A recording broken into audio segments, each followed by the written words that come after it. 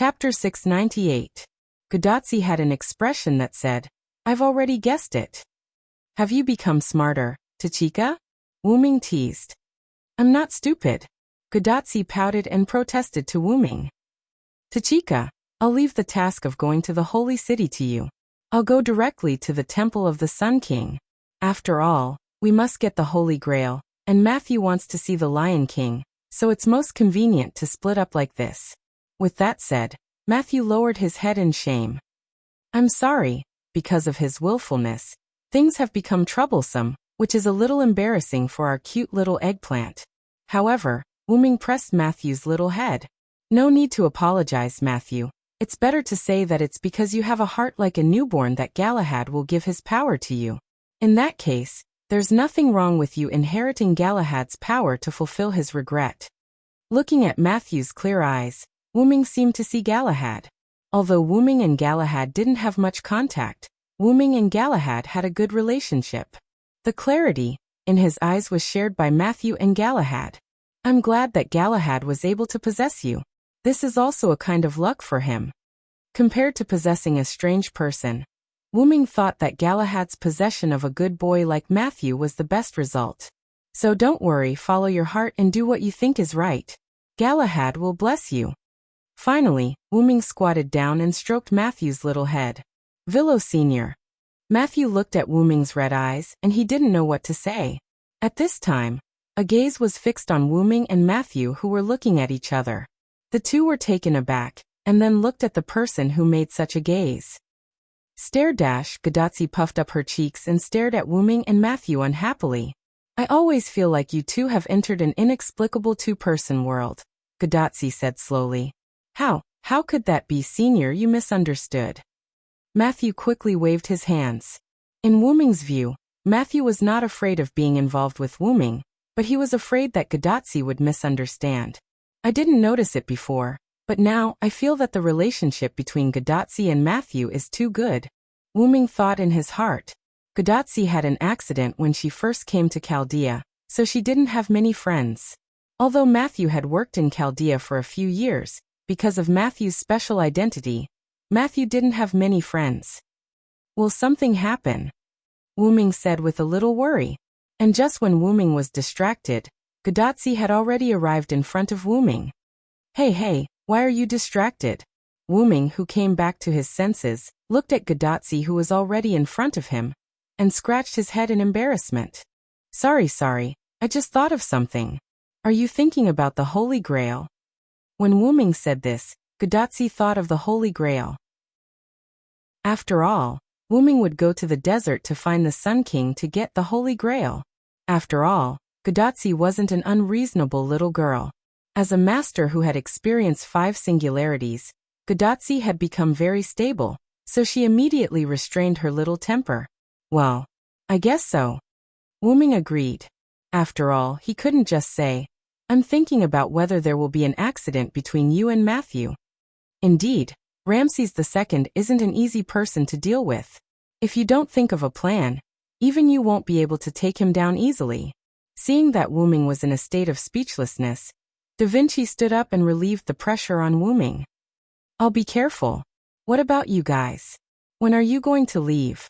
Da Vinci looked at Gudatsi. After all, Gudatsi was the master. "Well, my idea is to leave immediately. After all, I want to make Matthew feel at ease as soon as possible." As Gudatsi said this, she looked at Matthew. "Senior." This moved Matthew quite a bit. Wuming nodded and then said, "I think we should wait a little longer. After all, the Skywings have just arrived here and haven't made much of an impact yet. If the Lion King and the Sun King were to be wary of any random force, then they would be too degrading. Therefore, Wuming needed to let the Skywings create a certain reputation in this world. At least a reputation that the Lion King and the Sun King would be wary of before they could negotiate. After all, a weak country had no diplomacy. If they didn't show their strength, the Lion King and the Sun King might launch an attack in an attempt to destroy this new force. But Senior Villo, we don't have that much time." Matthew looked at Wuming in confusion. Wuming must know this. So why did he make such a suggestion? The reason was simple. Because Isn't the chance to become famous here? Wuming pointed to the sky. Godatsi and Matthew looked at the sky curiously, but there was nothing. No, there seemed to be a bright spot. Tachika. Matthew. There's a violent magic reaction in the sky, and the target is predicted to be where you are. Roman's warning voice instantly sounded from Godatsi's wristband communicator. Although it can't withstand the magic power of the servant Villo just summoned, the magic power that has appeared in the sky has reached an unprecedented level. If it lands, not to mention Abante, you will definitely die. Godatsi and Matthew screamed. Doctor, is it that serious? Matthew asked uneasily. In Chaldea's control room, Roman was operating the instrument with a worried expression, trying to make his judgment wrong. However, no matter how he estimated, the magic power that had appeared in the sky definitely had the power to destroy mankind. What should we do, Assassin Da Vinci's friend, or we should retreat quickly? Godatsi was panicking. It's useless. The attack from the sky is predicted to land in 10 seconds. Roman's helpless voice came from the communicator. Doctor, shut up. Matthew complained to Roman while looking at the light that was getting bigger and bigger. There was no doubt that if the light that was comparable to a meteorite landed, even Matthew's noble phantasm might not be able to withstand it. Tachika and Matthew, don't be so anxious. Can't you see that Villo's friend is not nervous at all? Godatsi and Matthew could not help but look at Wuming. Sure enough, Wuming's expression said, "It's finally here." Could it be? Godatsi and Matthew had some guesses. Yes, it's to show off. Chapter 699. Wuming knew very well what the light in the sky was. It was an attack from Artoria's holy lance, Lungaminiad. The Lion King and the Sun King must have sensed the magic fluctuations from Wuming's summoning of nearly 10,000 servants. Even if the Lion King had fallen into a deep slumber after Wuming's departure, he must have been awakened by the powerful magic fluctuations. How could she allow others to sleep beside her bed? The Sun King alone was enough of a headache for Artoria. How could she allow another mysterious force to disturb her? Thus, Artoria threw the power of the Holy Lance into the sky, allowing it to freely fall and hit the enemies in the distance. It was not an exaggeration to say that it was comparable to an intercontinental missile. This was how the craters in the surrounding wilderness were created. The Holy Lance's attack had different power depending on the amount of magic the user injected. The craters in the wilderness were different in size due to the Holy Lance's power. According to Wuming's judgment, the target of the Holy Lance's attack was undoubtedly the Skywing species. Through his magic, Wuming could tell that the Holy Lance's attack could at least completely wipe out the Skywing species. Of course, that was if the Skywing species did not resist at all. However, how could the Skywing species not resist? Azrael, quickly prepare Sky Strike, Wuming ordered, and the Skywing species began to move. In truth, even without Wuming's order, the Skywing species were already restless. It was not that they were afraid of being killed by the Holy Lance's attack, but rather that they had been floating in the air, without moving for a long time. What was the way to relieve the Skywing species' restlessness? Naturally, it was to release the pressure, such as using Sky Strike. All Skywing species prepare Sky Strike. After Wuming gave the order, Azrael began to issue orders to the Skywing species. The impatient Skywing species naturally got into formation very quickly. The Skywing species arranged themselves in a pyramid-like formation in the sky, with Azrael at the top of the pyramid. As weapons of war, the Skywing species had the ability to combine their strength. In other words, the Skywing species had the ability to combine their attacks and release them together. In their world, because Wuming was holding Arthas back, the Skywing species were unable to release the Divine Strike led by Arthas. They could only release the weaker pseudo-Divine Strike. However, its power was enough to suppress the Forest Goblin's Zeroth Void Blessing, which was caused by the Fantasy Breed's self-destruction, and the Goblin's Marrow Explosion, which used the Spirit Marrow as a fuel, and had a power comparable to a nuclear bomb. Naturally, Sky Strike was weaker than Divine Strike and Pseudo-Divine Strike, but Wuming did not think that Artoria needed to use Pseudo-Divine Strike this time. All the Skywings could use Divine Strike together. Most importantly, The pseudo-divine strike was a killer move that the Skywing breeds poured all their energy into. Once the Skywing breeds used too much energy, their bodies would deteriorate, and their strength would be greatly reduced. Therefore, if they used pseudo-divine strike now, the Skywing breeds would basically have no combat strength left. By the way, because Wuming summoned the Skywing breeds in the form of servants, the energy in the Skywing breeds' bodies was no longer spirits but magic power. However, this did not affect the Skywing breeds' ability to release their skills. Or rather, they should be called noble artifacts in their current form. A large amount of magic power gathered from the pyramid-shaped Skywing breeds, and a huge energy ball containing terrifying magic power appeared above Azrael. The magic energy ball and the Holy Lance's light were almost on the same line, and Azrael had already aimed the Holy Lance's attack. Unbelievable. The magic power of nearly 10,000 servants has all gathered together, as if they have become a single servant. Roman, who was sitting in front of the big screen in Chaldea, exclaimed in disbelief as he looked at the data displayed on the screen. Ha! The magic power of nearly 10,000 servants? How terrifying is that? Gadotsi looked at the huge energy ball above the Skywing breeds and gulped.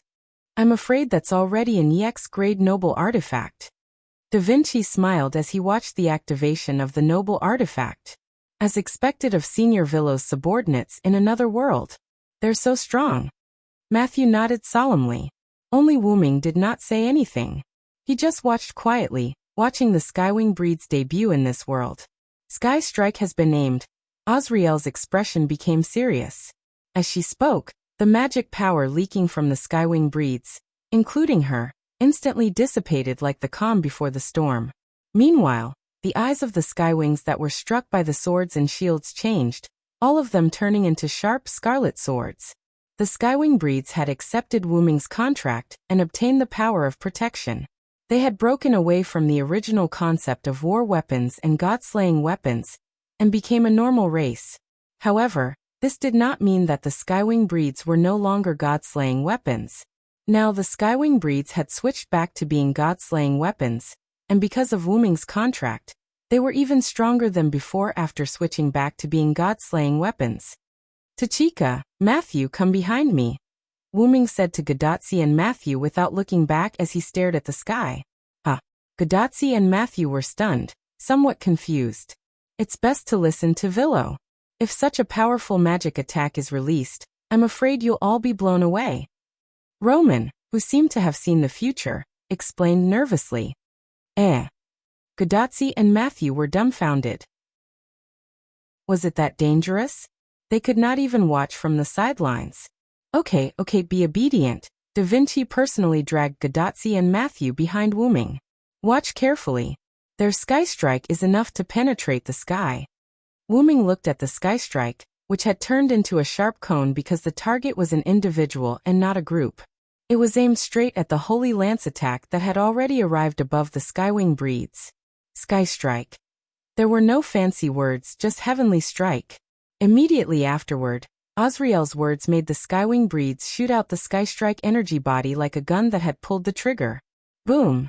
The Sky Strike energy body's instantaneous eruption stirred up the surrounding atmosphere and mana, forming a shockwave that surged toward the Skywing life forms and below. The ground was directly lifted, and even the air in the central area below the Skywing breeds was temporarily squeezed out for a moment. Wuming spread out one hand, and a pure magic barrier protected him and Gadotsi, Matthew, and Da Vinci behind him. At this moment, an extremely thick thunderbolt shot out from the west side of the desert. Chapter 700. Senior Villo. Mashu shouted, and she put up her shield, trying to use her noble phantasm to block the attack.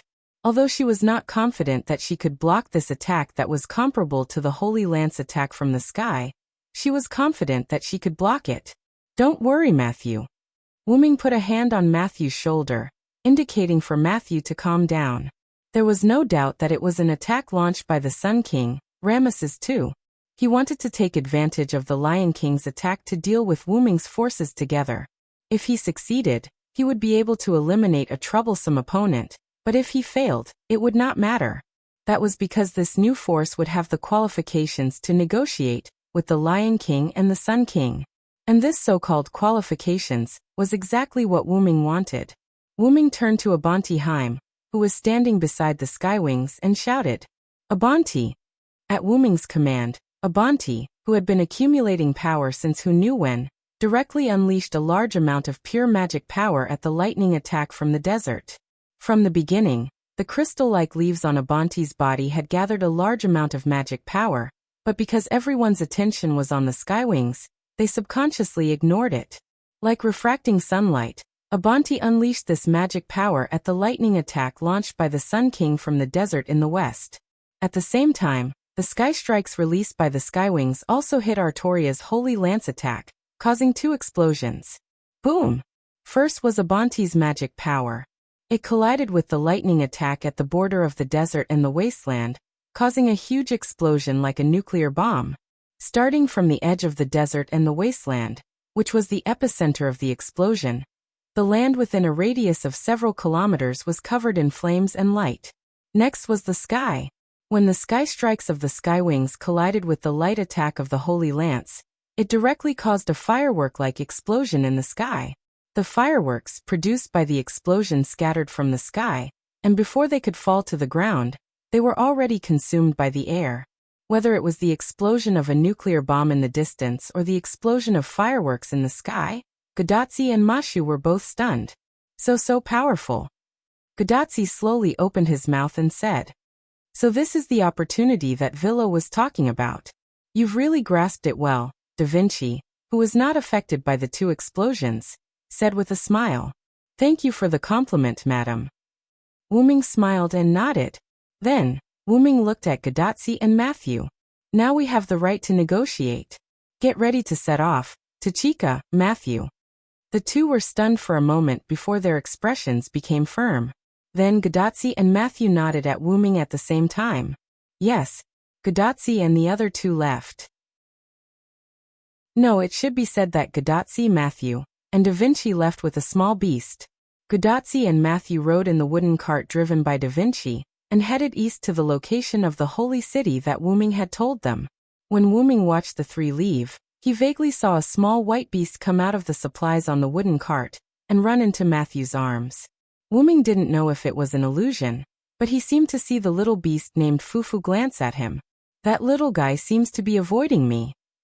Wuming narrowed his eyes and looked at Da Vinci's self-made wooden cart that could no longer be seen. Whether it was in the burning Winterwood City, in America, or now in the Middle East, Fufu would not appear in front of Wuming. In other words, it was trying to avoid appearing in front of Wuming. Wuming was 80% sure that Fufu was definitely not as simple as it looked. However, Wuming was sure of one thing. The creature named Fufu was not malicious to Godatsi and Matthew. On the contrary, Wuming even felt that Fufu was very close to Godatsi and Matthew. Sure enough, Tachika is a magical existence. Wuming remembered what Zelik once said to him. "Let's go and find that person who is connected to many stars and can resolve this crisis." That was what Zelrich had said at the time. The crisis should be this time's burning of humanity, and the person who has connections with many stars, I'm afraid. "It should be Tachika," Wuming indifferently said. "If it's me, I should be considered one of these stars," Wuming said as he looked into the distance. Master, what should we do next?" Suddenly, an extremely pleasant and excited voice entered Wuming's ears. "Gopril." Wuming curiously turned his head.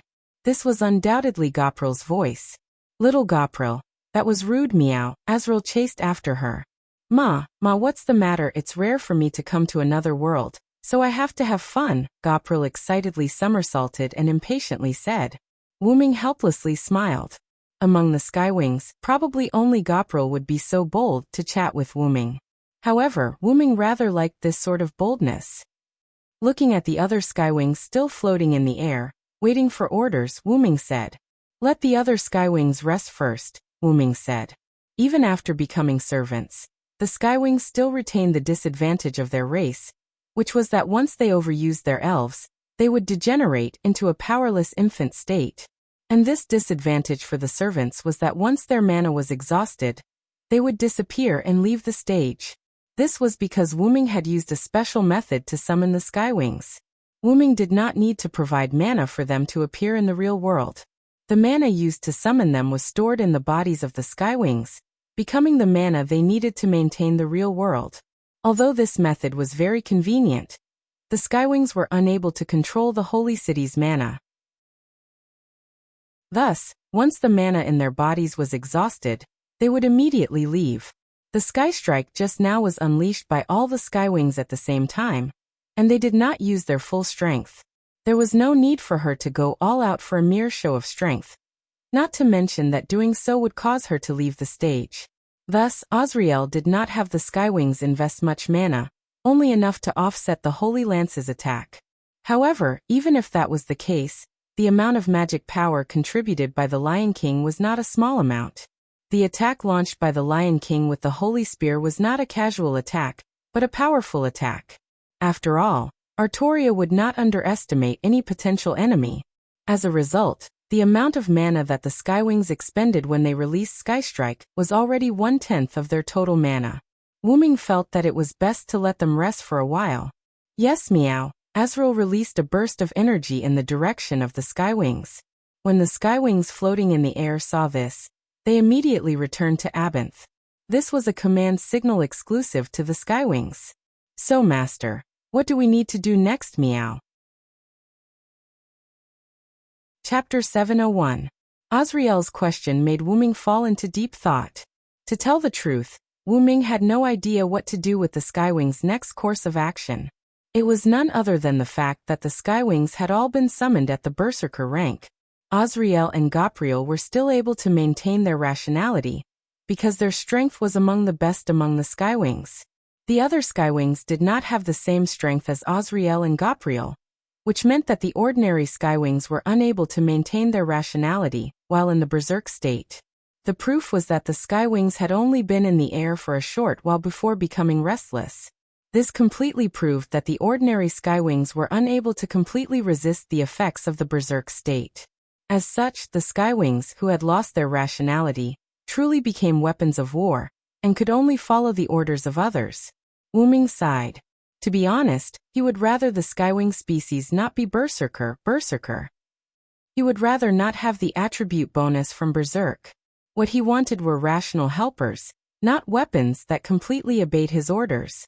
It was also Wuming's fault for not making the necessary preparations, which resulted in the Skywings being summoned as Berserkers. However, the Berserker class was quite compatible with the Skywing species.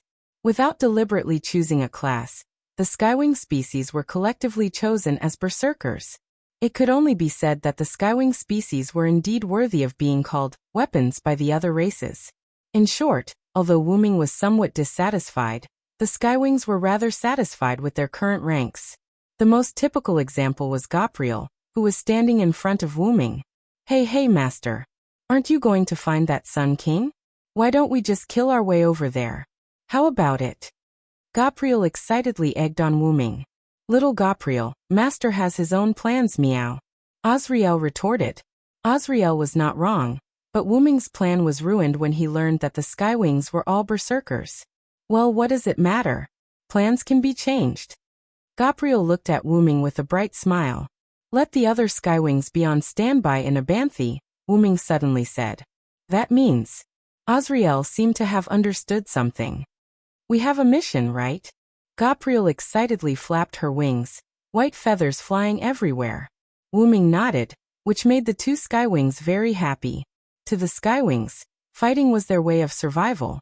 In the beginning, Arceus created the Godslayer weapons known as the Skywings' only one goal, to kill himself. Unable to find an opponent, he could only rely on himself to kill himself. But even Artesius would choose the path of suicide. Thus he created the Skywings were. It was very funny, right? Arceus did not create the Godslayer weapons to kill other gods, but to kill himself. This might be laughable in the eyes of others or even other gods, but in Wuming's eyes, it was a matter of course. Up until now, Silent Wonder had met many people and visited many worlds and places. He could understand Artha's unparalleled loneliness. It was precisely because of this that Arceus had used all his strength in his battle with Wuming, not holding back. The result was naturally Arceus's defeat. Even if he had to pay the price of death, Arceus would accept it, because he had fulfilled his wish. However, the Skywings did not. Although Arceus's goal in creating the Skywings was to kill himself, to his surprise, the Skywings did not have the power to kill him. As for the Skywings that were born from the broken wings of the god of war, Arceus, they only had two goals after they were born: loyalty and battle. The ultimate goal of the Skywing species was to obtain victory for their master, Arceus, through constant battles and personally offer him the Star Cup. As for where they would go after the battle, they had never thought about it. As long as Arceus was around, there would be no problem. However, Arceus had been killed by Wyrm. Cough, cough, it could not be said that he had been killed by Wyrm. That was the path Arceus had chosen. He had chosen to fight Wyrm with his life, even though he had never won against Wyrm. Arceus was satisfied. He had finally been defeated, although the price was death. Although the Skywings could not fulfill Arceus's wish, at the very least, the Skywings were Arceus's kin. Arceus and the Skywings still had a relationship of subjects. Thus, Arceus, who understood the Skywings, prepared a way out for them. Knowing that he was about to die, Arceus entrusted the Skywings to Wyrm. Arceus knew very well that if the Skywings lost him, they would have no one loyal to them. If Wyrm obtained victory, the Star Cup would definitely fall into his hands. If the order of the world was reset, the Skywings would very likely lose their right to fight. This was because the new world would no longer be allowed to be destroyed by force. As such, the Skywings would lose their reason to live.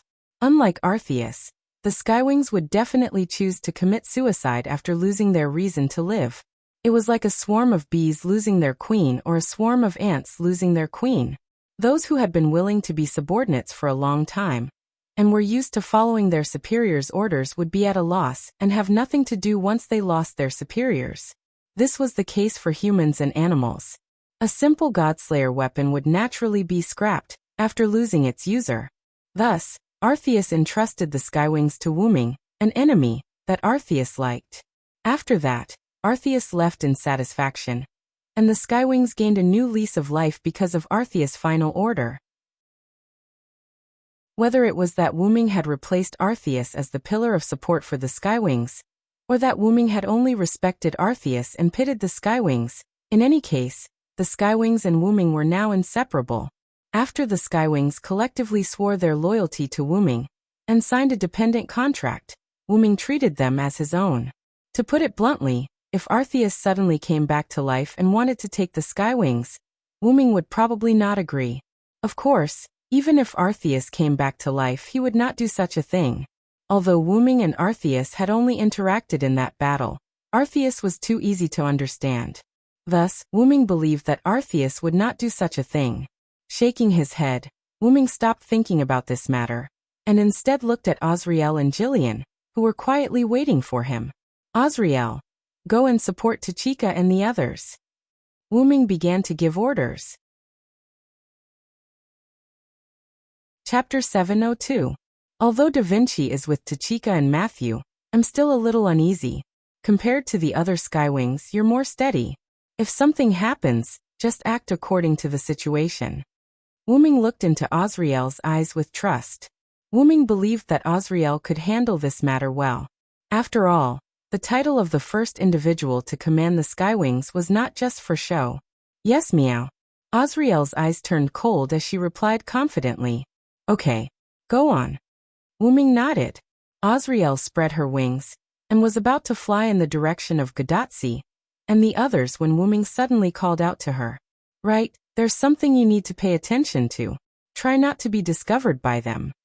Wyrm extended a finger, indicating the importance of this matter. Azrael was taken aback, but she quickly reacted and nodded.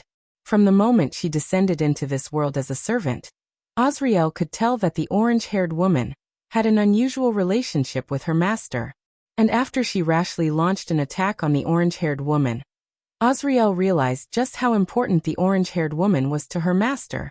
Her master wanted her to support the other party and try not to be discovered. This was undoubtedly to temper the other party. No matter what race it was, they would all perish in peace. The Skywings understood this, but they did not take it to heart. This was because they would not let themselves live in peace. Instead, they would do their best to put themselves in a dangerous state. This was because they were weapons, and they needed to fight. Although the information was not complete, Azriel understood that while the orange-haired woman was very weak, the other party was not ordinary. It could be said that she had a rather strong heart. She did not panic even after nearly being cut to death by her scythe. From this, one could see the mental fortitude of the other party. However, the other party was truly too weak. The orange-haired woman was so weak that there was no limit to it. That little girl with the shield was worth a second glance, but it was just a glance. If Wuming could hear Azriel's inner thoughts, he would feel helpless. Whether it was Gadotsi, who was the master, or Matthew, who was the servant, they had done their part and reached the height they should have reached. It was already a miracle that Gadotsi, who had no knowledge of magic and was only forced to come here to make up the numbers, had made it this far. If other magicians were to be the master, they would have fallen at some point. There was also Matthew. As a human who accepted the power of a servant and became a subservient, Matthew's strength at the moment was already a second-rate servant. To be able to reach this level as a subservient, no one else would be able to do it. The reason why they were able to persevere was not because of their powerful strength, but because they were more determined than anyone else. Because of the beauty and strength of the heart, Gadotsi met servants who were willing to help her, and helped her break through the difficulties. Because of the tenacity and perseverance of the heart, Matthew's shield was able to block all attacks on Gadotsi, because Galahad's shield was completely in line with Matthew's characteristics. As long as the heart was firm, the shield would not be broken. This was the special nature of Galahad's shield, which made the shield in existence comparable to Artoria's absolute defense. Avalon and Wuming were invincible armors. This was the power of the heart. However, in Azriel's view, it was not enough to have a strong heart. Gadotsi and the others were still very weak. Therefore, it was normal for Azriel to say that they were too weak. After all, Azriel was a godslayer. In the eyes of the godslayer Skywings, whether it was Gadotsi or Matthew, they were too weak. Just as Matthew had thought before, if Azriel had slashed Matthew's shield a few more times, Matthew's shield would probably have fallen out of his hands. And if Wuming had not intervened, Azriel could have teleported behind Gadotsi and beheaded her. And she would have done it so quickly that Matthew would not have been able to react. In the eyes of the strong or respected Skywings, weakness was the original sin.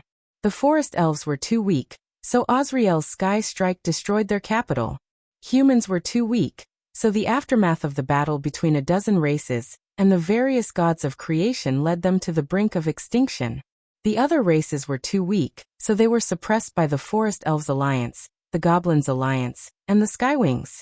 Meanwhile, Arthur was too weak, so he had indirectly died at the hands of Wuming, and the Skywings had been entrusted to Wuming. In the eyes of others, Wuming could have rejected Arthur's request and exterminated the Skywings with the intention of eliminating them by the roots. However, Wuming did not do so. Instead, he complied with Arthur's wishes and chose to take the Skywings under his command. To put it bluntly, the reason the Skywings had submitted to Wuming was not only because of Arthur's dying wish, but also because they were too weak. Again, weakness was the original sin. And it was precisely because they were weak that Gadotsi and Matthew needed to be tempered. It was also because of this that Wuming had instructed Azriel not to expose herself as much as possible. No matter who it was, the strength of their companions would often encourage them to slack off.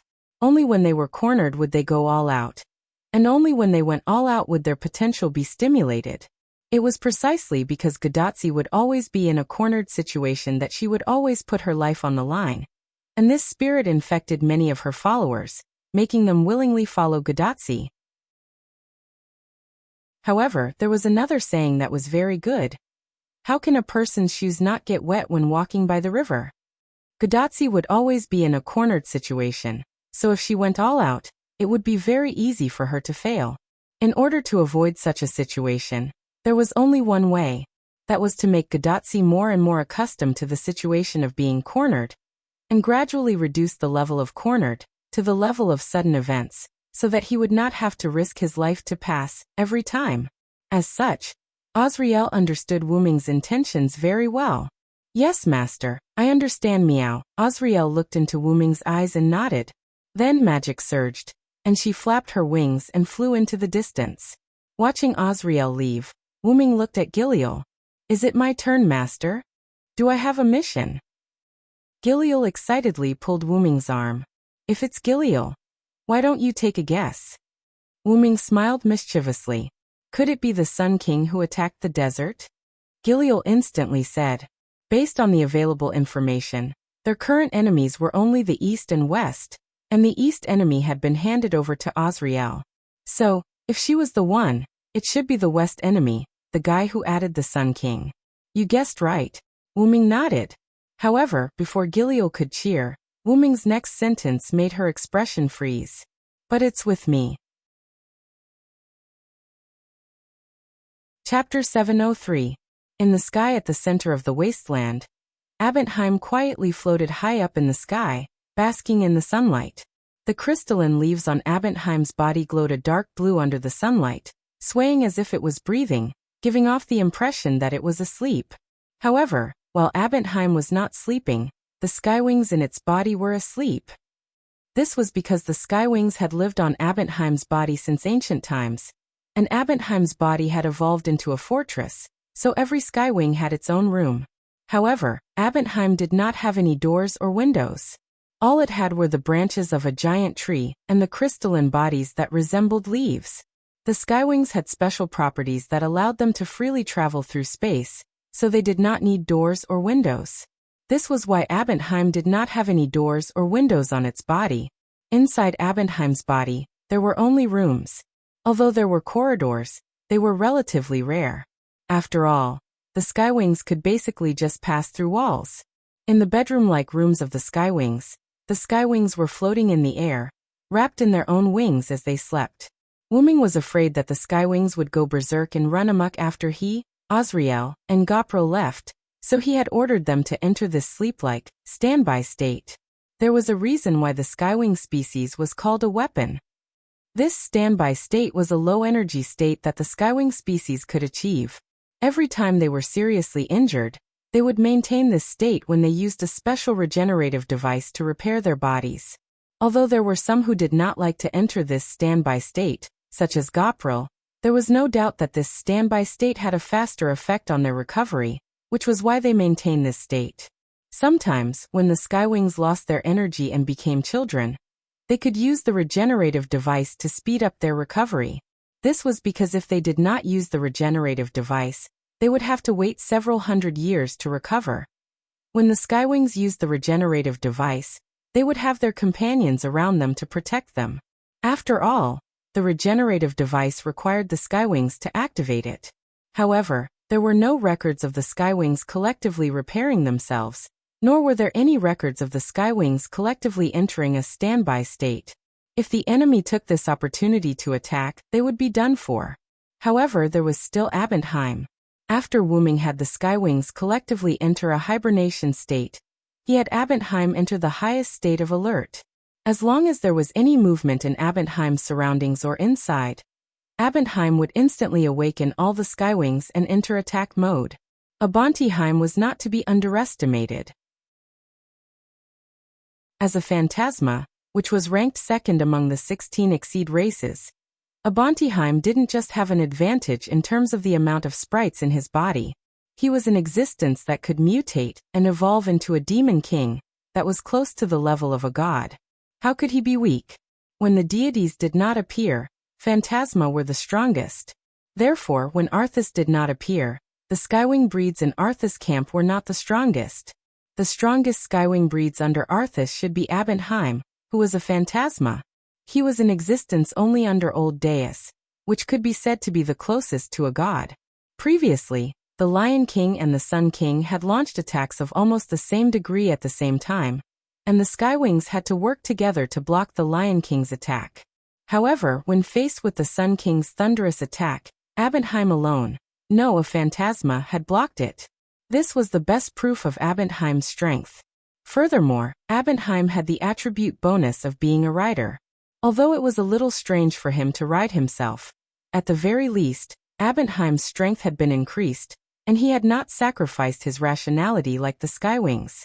Whether it was a frontal attack or a sneak attack, Wyrm believed that Abendheim would be able to discover and stop the enemy, protecting the Skywings. Wyrm reckoned that in this era, at this singularity, only the mysterious first Hassan could infiltrate Abendheim. Although this was an era where multiple Hassans existed, based on the information Wyrm had gathered, the first Hassan should not appear. First, the first Hassan had never appeared in historical records, and no one had ever claimed to have seen him. Be it the records of the summoner or the historical records of this person, they were all very mysterious. It was said that the first Hassan would behead the previous Hassan when they went astray, following the sound of the evening bell, and then enter the mystery again. This meant that it was very likely that the other party would not appear, and even if he did appear, he would be looking for Hassan and not Abendheim or the Skywings. Apart from the first Hassan, Wyrm did not think that there was anyone in this era and singularity who could affect Abendheim and the Skywings. Thus, with Abendheim around, Wyrm was very assured. After instructing Abendheim to protect the Skywings, Wyrm set off with Goprel. Because both of them could fly, Wyrm and Goprel flew toward the desert. Wyrm lowered his head and looked at the border between the desert and the wasteland. There was a huge crater that was not inferior to the crater created by the Holy Spear. This was the mark left behind by the collision between the Sun King and Abendheim, and it happened to be on the border between the desert and the wasteland. However, this was not the main point. Wyrm was thinking about how Ramses II had unleashed that attack. Wyrm had seen very clearly that it was an attack in the form of a lightning pillar, and Wyrm had no doubt that it had been unleashed by some huge object. Could it have been unleashed by the other side's temple? Wyrm wondered. Based on Gadotzi's information, Wyrm had obtained some information about Ramses II. The other side was a rider, and he had summoned the entire desert, an army of sphinxes, and even gathered all the temples in one place. From the looks of it, the other side's mounts had to be those temples. As for why it was not the sphinxes, it was because according to Gadotzi's information, those sphinxes came in a large group. Rare things were expensive, and too many of them were cheap. If the mounts were those sphinxes, then Ramses II's value would be too low. Wyrm joked before shaking his head. In short, no matter what the other side's mounts were, if they could not come to an agreement, he would just have Goprel unleash a sky strike. With that in mind, Wyrm looked at the beaming Goprel flying beside him. Seeing Wyrm look at her, Goprel's smile became even more radiant. "What's the matter, master?" Chapter 704. Are you okay, Goprel? Wyrm smiled awkwardly. Wyrm felt that his joke just now had made Goprel unhappy. Goprel originally thought that she could go alone, but in the end, she had to go with Wyrm. How unpleasant was that? It was like a parent agreeing to let you go out and play with your friends, but in the end, when you were playing with your friends, the parent was sitting next to you. How restrained was that? Wyrm felt that Goprel was now a child, who was throwing a tantrum, and he was the parent, who made her throw a tantrum. "I'm completely fine, master." Goprel's smile became even brighter. "If you're fine, then you're fine." Wyrm nodded calmly and stopped asking. Wyrm felt that if he continued to ask, something terrible might happen. Not only did women have a sixth sense, but so did Wyrm. And Wyrm believed in his intuition most of the time, because his intuition was right every time. Right, master, let's go steal something this time. Do you want me to use Sky Strike directly?" Goprel suggested kindly. Overruled. Wyrm rejected Goprel's suggestion without even thinking about it. Why? Is master not going to let me do it? Goprel guessed with a very puzzled expression. How could that be? Wyrm shook his head, expressing that he would not think that way. "I hope you don't have to do it, but that's too unrealistic." Wyrm thought in his heart. In fact, rather than Wyrm bringing Goprel to find Ramses II, it was more accurate to say that Wyrm is worried that an accident will happen if he leaves Goprel alone. If Goprel were to be on standby, or follow Azrael to the Holy City, Wyrm felt that Goprel would definitely do something. After all, she was now a berserker. Even Azrael, who was the original individual, was affected by berserk. Wuming did not think that Gopril was not affected by Berserk. Although Gopril did not seem to have changed at all. This was just the calm before the storm. Wuming believed that if Gopril no longer suppressed herself and completely released herself, she would definitely become a true berserker. Although it was not to the extent of harming her allies, the Skywings and Wuming, Godatsi and the others would not be spared. Moreover, if Gopril were to get angry, she would probably kill her allies just the same. That was why Wuming had chosen to have Gopril follow him, and not act alone or with others. According to the information from Tachika and the others, Ramses II probably won't be able to summon the Holy Grail so easily. When the time comes, I don't mind you using Sky Strike. Wuming's words made Gopril's eyes light up. Really, Master? But take it easy when using Sky Strike. Don't use up all your mana, Wuming emphasized. Yes. I'll control it, Master. Gopril gave Wuming an obedient smile.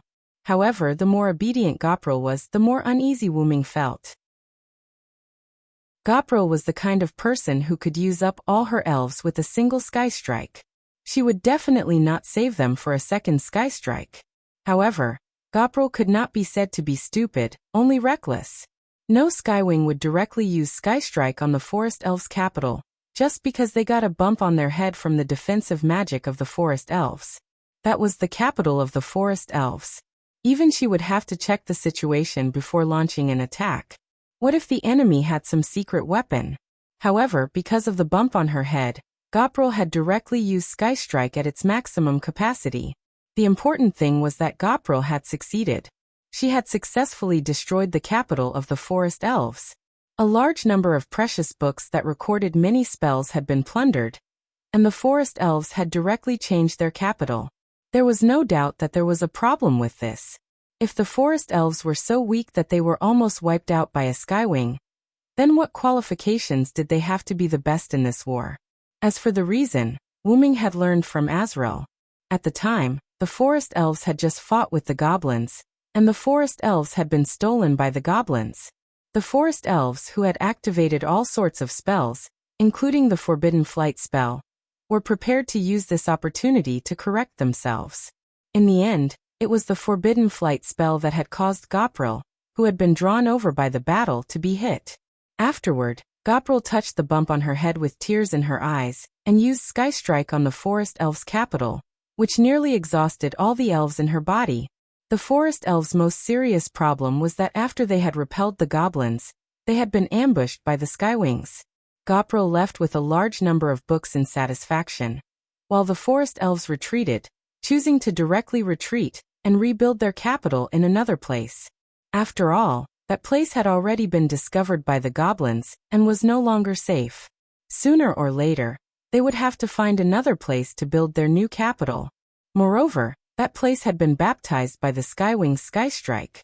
Compared to building a new capital after rebuilding it, the Forest Elves chose to build their new capital in another place.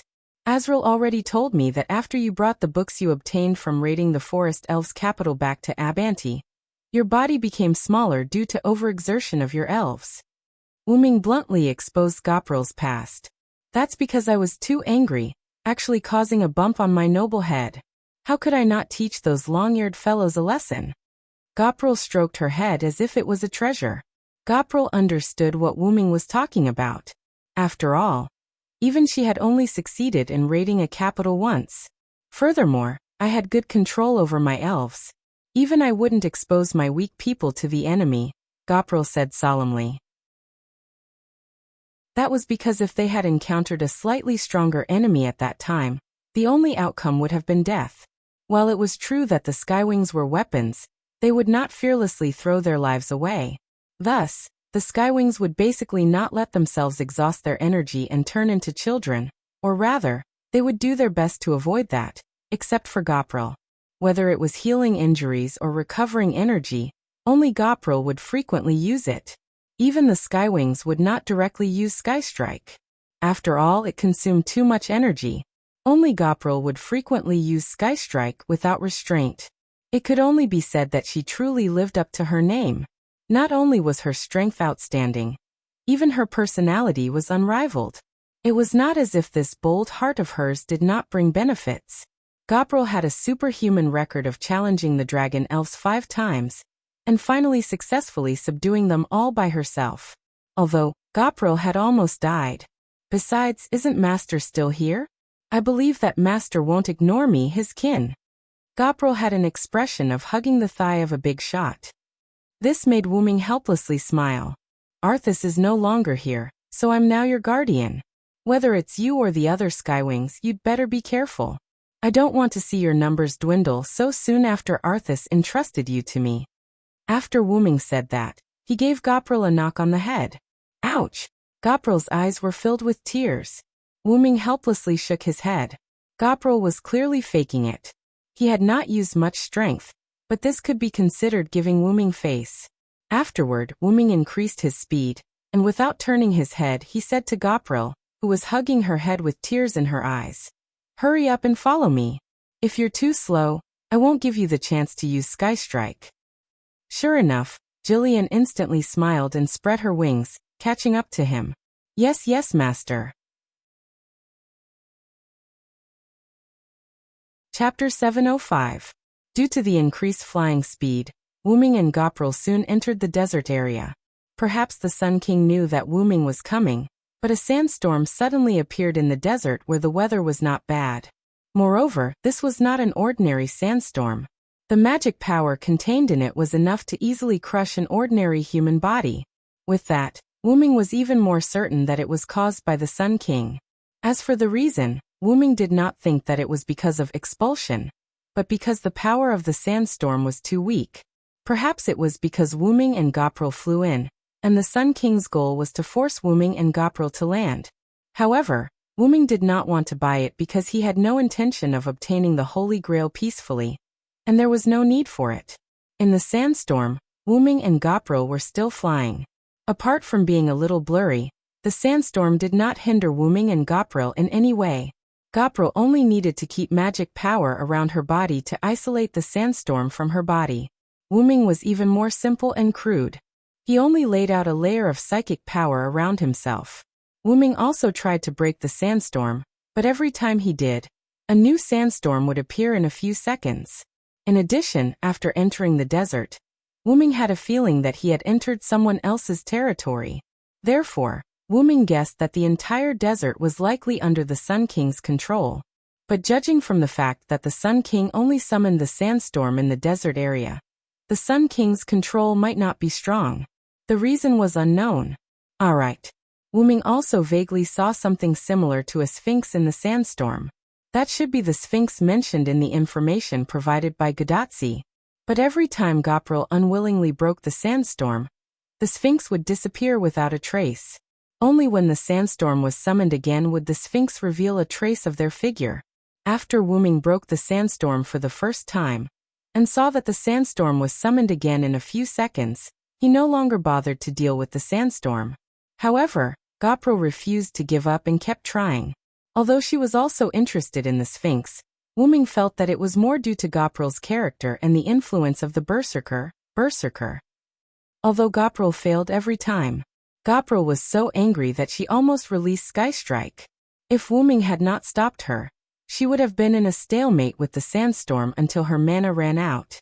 Just like that, accompanied by the sandstorm, Wuming and Goprel flew toward the location of the central shrine provided by Godatsi. This hateful sand is really annoying. Goprel gritted her teeth and followed behind Wuming. The sand rolled up by the sandstorm was like raindrops that constantly slapped against the mana released by Goprel. This made Goprel, who was helpless against the sandstorm, very frustrated. You have to learn to calm down. I won't let you change your habit of loving slaughter. Not to mention, you who love slaughter need to be calm because once you lose your cool, it means that you have lost half the battle. So you need to calm yourself down quickly, Wuming said to Goprel without turning his head. Although Wuming was not against slaughter, he did not like it either. Moreover, Wuming, who was used to living a peaceful life, was gradually moving closer to not liking slaughter. Besides, if you use your mana recklessly because you're frustrated, when your mana runs out, you'll have to leave.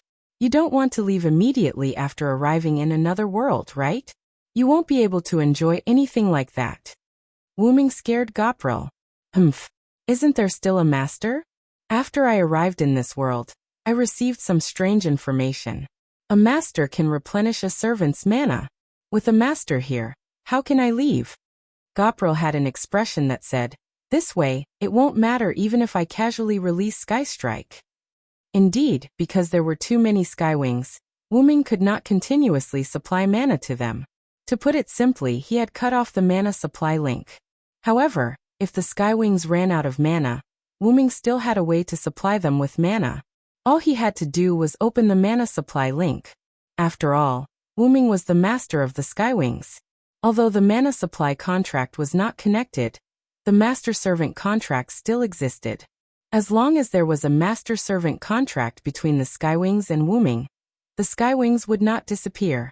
As such, Wuming could take the initiative to open the mana supply link and provide the Skywings with mana. That's the case, but I can also choose not to provide you with mana, Gopril. Wuming smugly smiled. Why is it like this, master? Gopril's expression instantly turned sullen. She did not think that Wuming was joking. She had a feeling that if Gopril really used her mana recklessly and left due to a lack of mana, Wuming would definitely not provide her with mana. Right after that, Gopril's expression changed once more. But I'm really annoyed. Although these annoying grains of sand can be crushed like flesh, they can always regenerate. It's really annoying. Gopril tried to act cute. After all, Gopril was not Wuming. If even Wuming was a little dissatisfied, there was no need to mention Gopril. She did not have that kind of patience. Moreover, Jillian was currently a berserker. Berserk was constantly affecting her. However, even if Gopril was not affected by Berserk, she would still be so irritable. After all, she was the alien Gopril that gave the Skywings a headache. Then close your eyes and don't look. Just fly straight ahead. Wuming very irresponsibly said. Master is bullying me. I'm going to complain to Azrael. Wuming did not say anything else. He felt that it might be because he had been very kind, which led to Gopril's reckless behavior. Although Wuming did not find it annoying, there were times when Wuming felt a headache coming on because of Gopril. However, there was nothing he could do about it. Aside from Gopril, the other Skywings treated Wuming with respect, not showing any signs of dissatisfaction or enmity. Thus, Wuming did not need to appear very fierce. Gopril was the only one who treated Wuming very casually, and Wuming could not be bothered to get angry. Thus, in such situations he would just ignore Gopril. Master, up ahead. Wuming was a little distracted as he wondered if he should change his attitude. Gopril's voice brought Wuming back to his senses.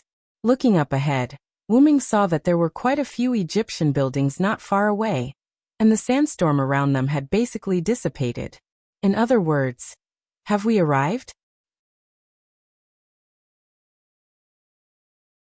Chapter 706. The sandstorm dissipated without a trace, and the sun shone directly on the vast desert. A large group of ancient Egyptian buildings stood in the desert illuminated by the sun. The sun seemed to be a foil, shining on these magnificent buildings like the residence of the sun god. What appeared in front of Wuming were ancient buildings, including pyramids, temples, and so on. Generally speaking, such large buildings should not be built together. Coupled with the fact that Wuming did not see any buildings on the way, it undoubtedly confirmed one point. The other party had moved the buildings that were originally scattered in the desert to form such a magnificent group of buildings. And the other party did not place them randomly.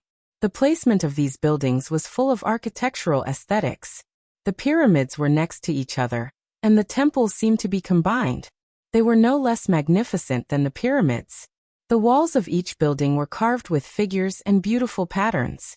The sphinxes around the buildings were like guards, standing on both sides of the buildings, giving people a feeling that they could really come to life. A large number of giant pillars stood in the open space, setting off the other buildings. It was quite spectacular. Wuming glanced around.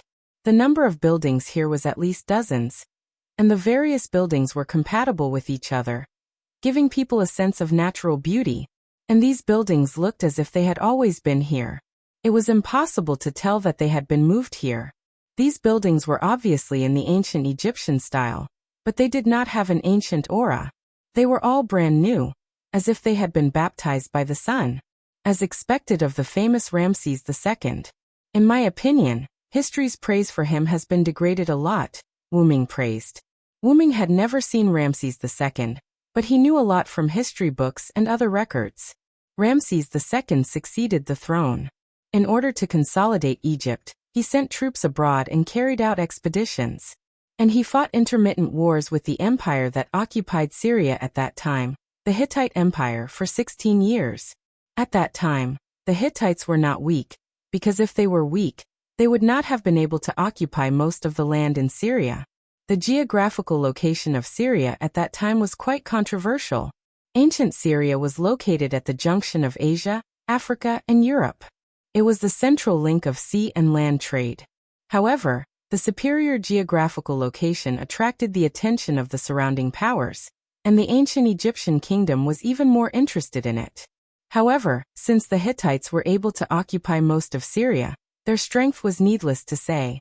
Ramses II, who was able to fight a war with the Hittites, was not weak in terms of military strength. After concluding a peace treaty with the Hittites, Ramses II used his own talent and communication to bring ancient Egypt to its peak. As a pharaoh, king of gods, he loved the people and the people loved him. After Ramses II died, people worshipped him as the incarnation of the sun god Ra, although he claimed to be the incarnation of the sun god when he was alive. Although ancient Egypt immediately fell after his death, this did not hinder Ramses II's great achievements. In addition to these, Ramses II was also quite accomplished in the art of architecture. He had built many temples and rebuilt many of his predecessors' buildings, including temples, grottos, mausoleums, pyramids, sphinxes, and so on. He added bricks and tiles to those ancient buildings, making them more artistic. In the last 30 years of his life, Ramses II built a large number of shrines like crazy. Moreover, he arrogantly engraved his name on all the buildings of the previous generations that he had modified. What was even more serious was that he had randomly changed the monuments and portraits of people to his own, trying to claim the achievements of the previous generations of pharaohs as his own. Wyrm estimated that it was for these reasons that Ramses II could have such a magnificent complex of buildings. In short, Ramses II could be said to be one of the greatest pharaohs in the history of ancient Egypt. Suddenly, a man's wild laughter resounded over the entire shrine. Ha ha ha ha ha, good, very good, Silver Knight. Praise me to your heart's content, ha ha ha ha ha. The wild laughter continued, making people wonder how much air the man had in his lungs.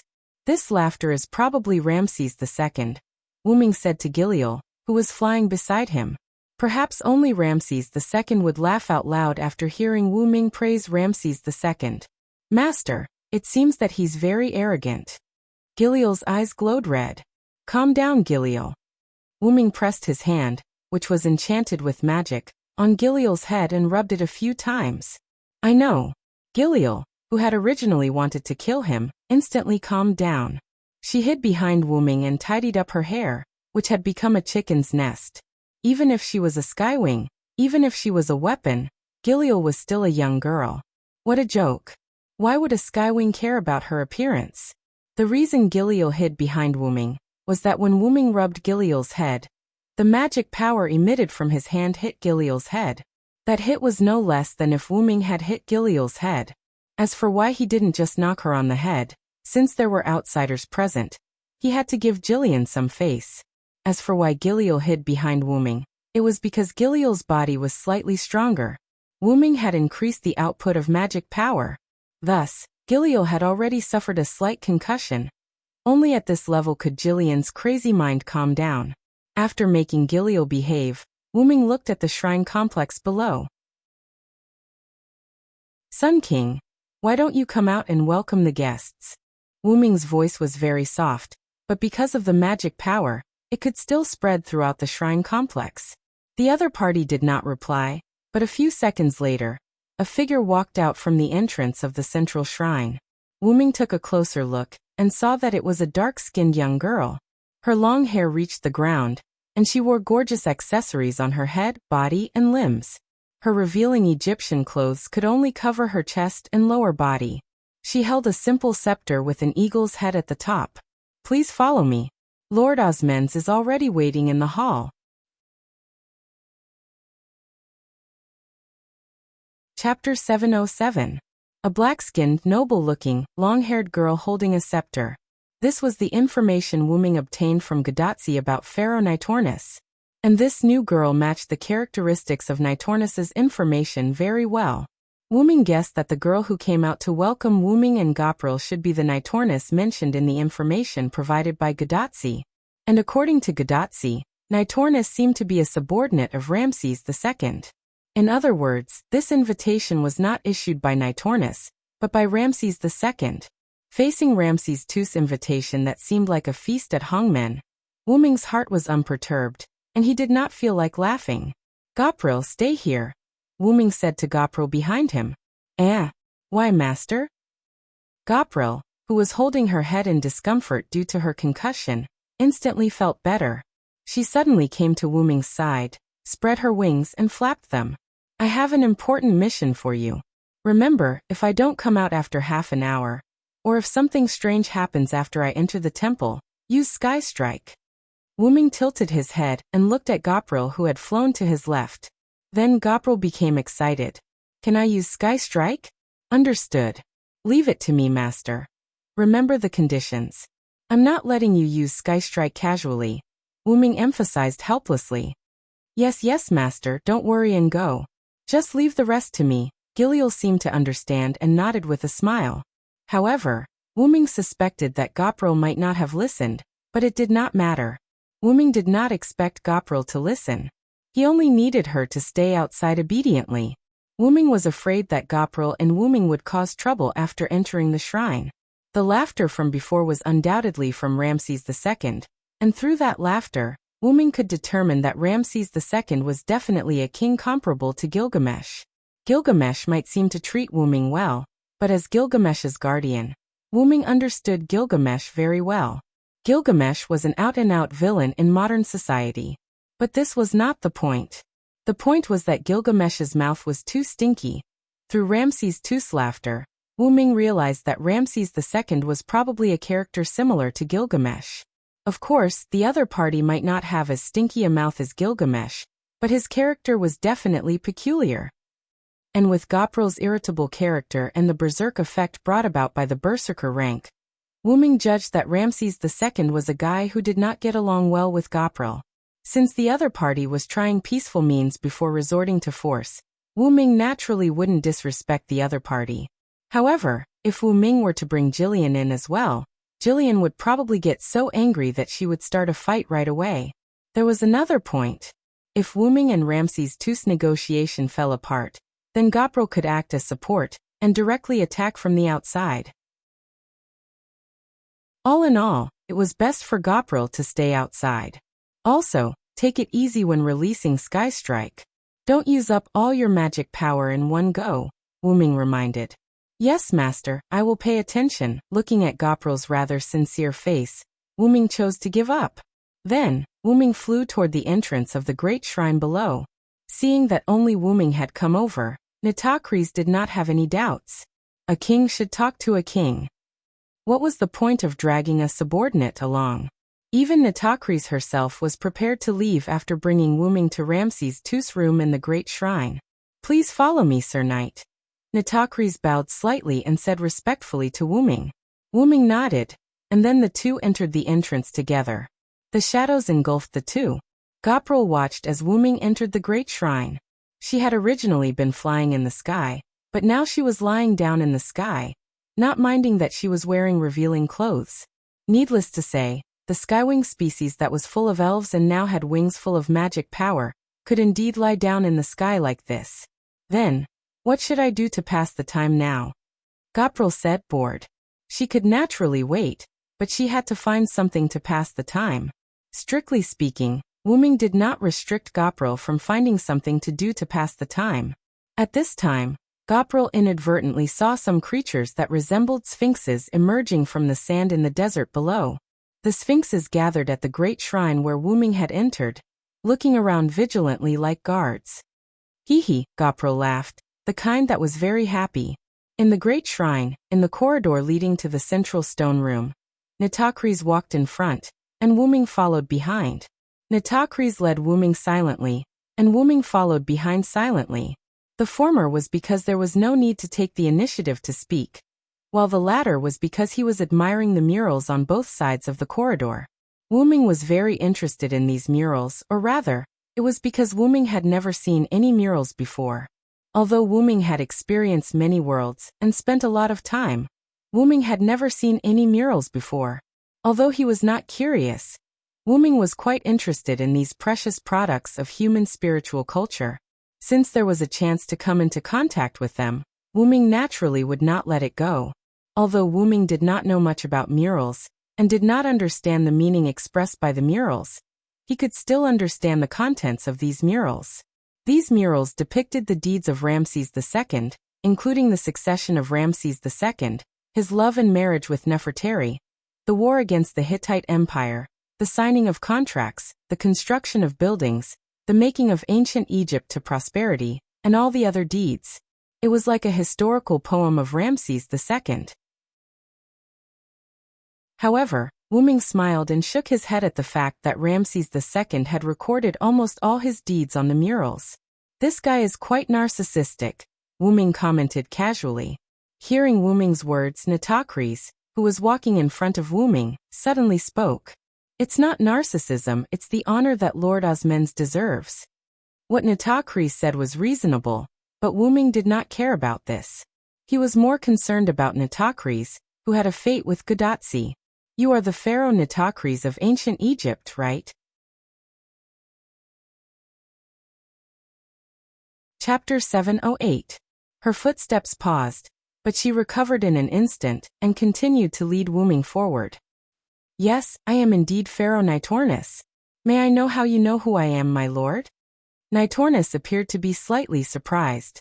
After all, she had never introduced herself before.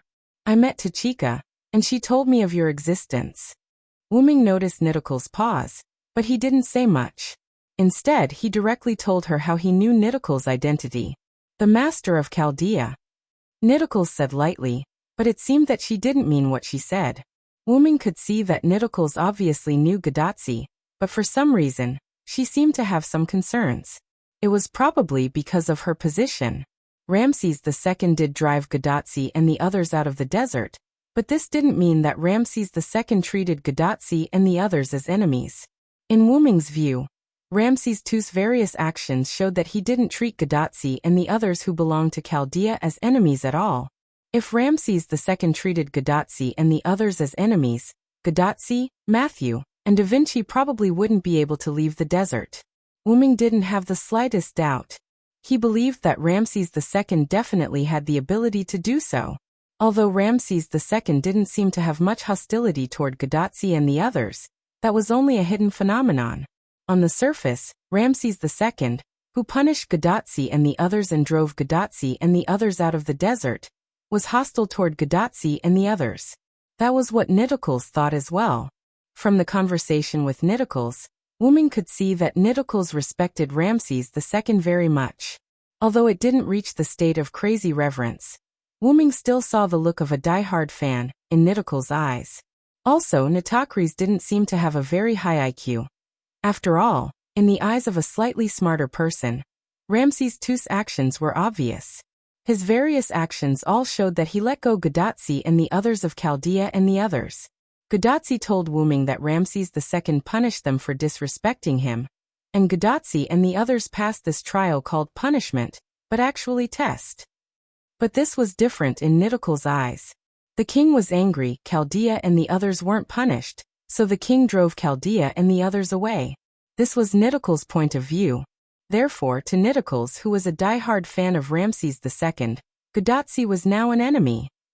However, Nitocris had a good impression of Gadotsi and the others, and she didn't want to treat Gadotsi and the others as enemies. However, the issue of standpoint forced Nitocris to choose to stand against Gadotsi. Therefore, Nitocris was a little worried.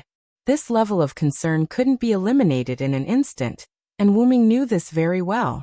But it shouldn't be a problem to pass a message. Even if Ramses II heard it, He probably wouldn't use this as an excuse to punish Nidicles. After all, he was a king pharaoh. It was too degrading for him to be so narrow-minded.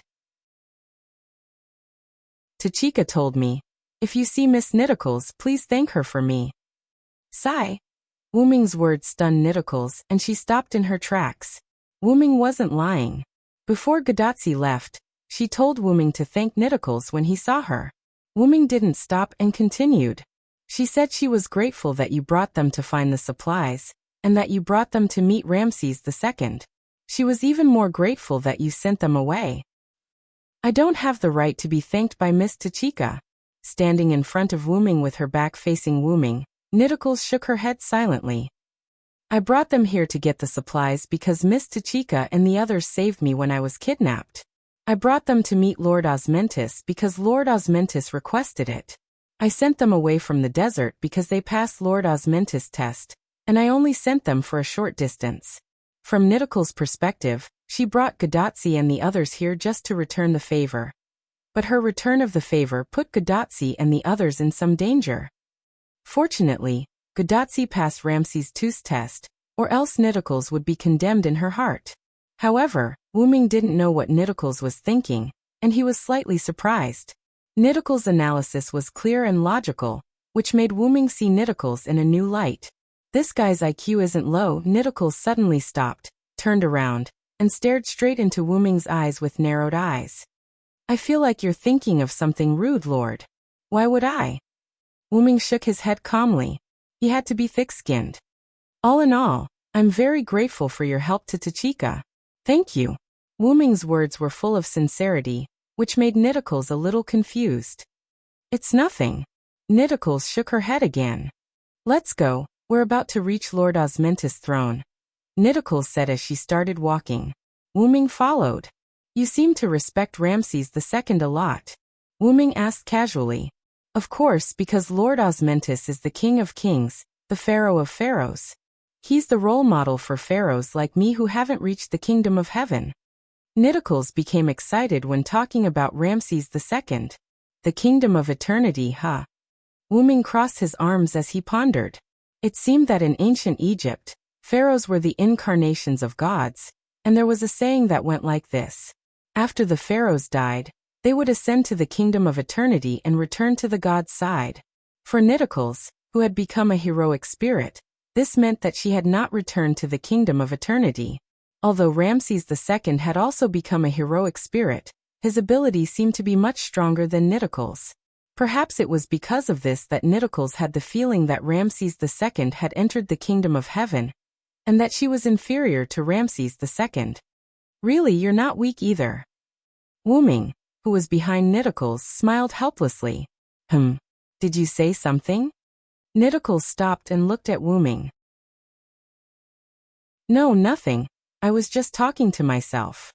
Since there's nothing else, I should take my leave, Nidicles said. Nidicles pointed at the door in front of them, then spoke. We're here.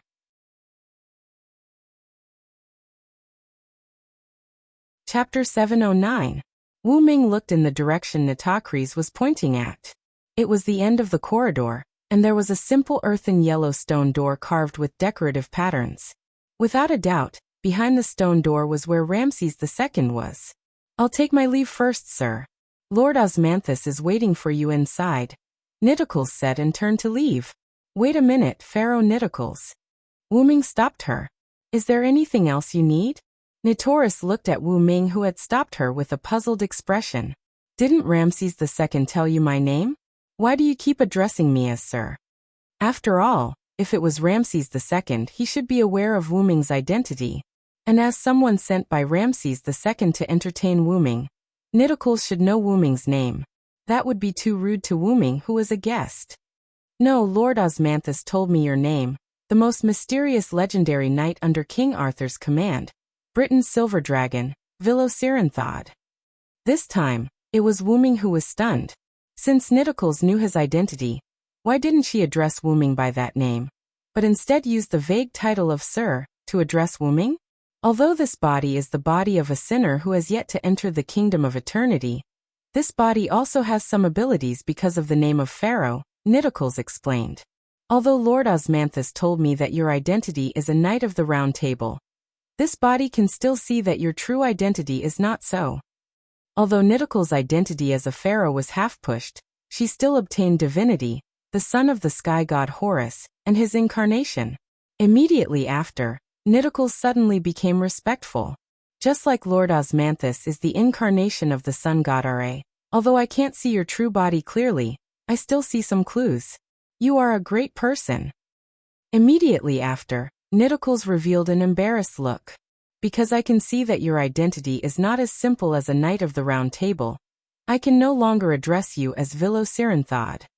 Similarly, because I can't see what your true identity is, I can only address you as a vague title like Sir.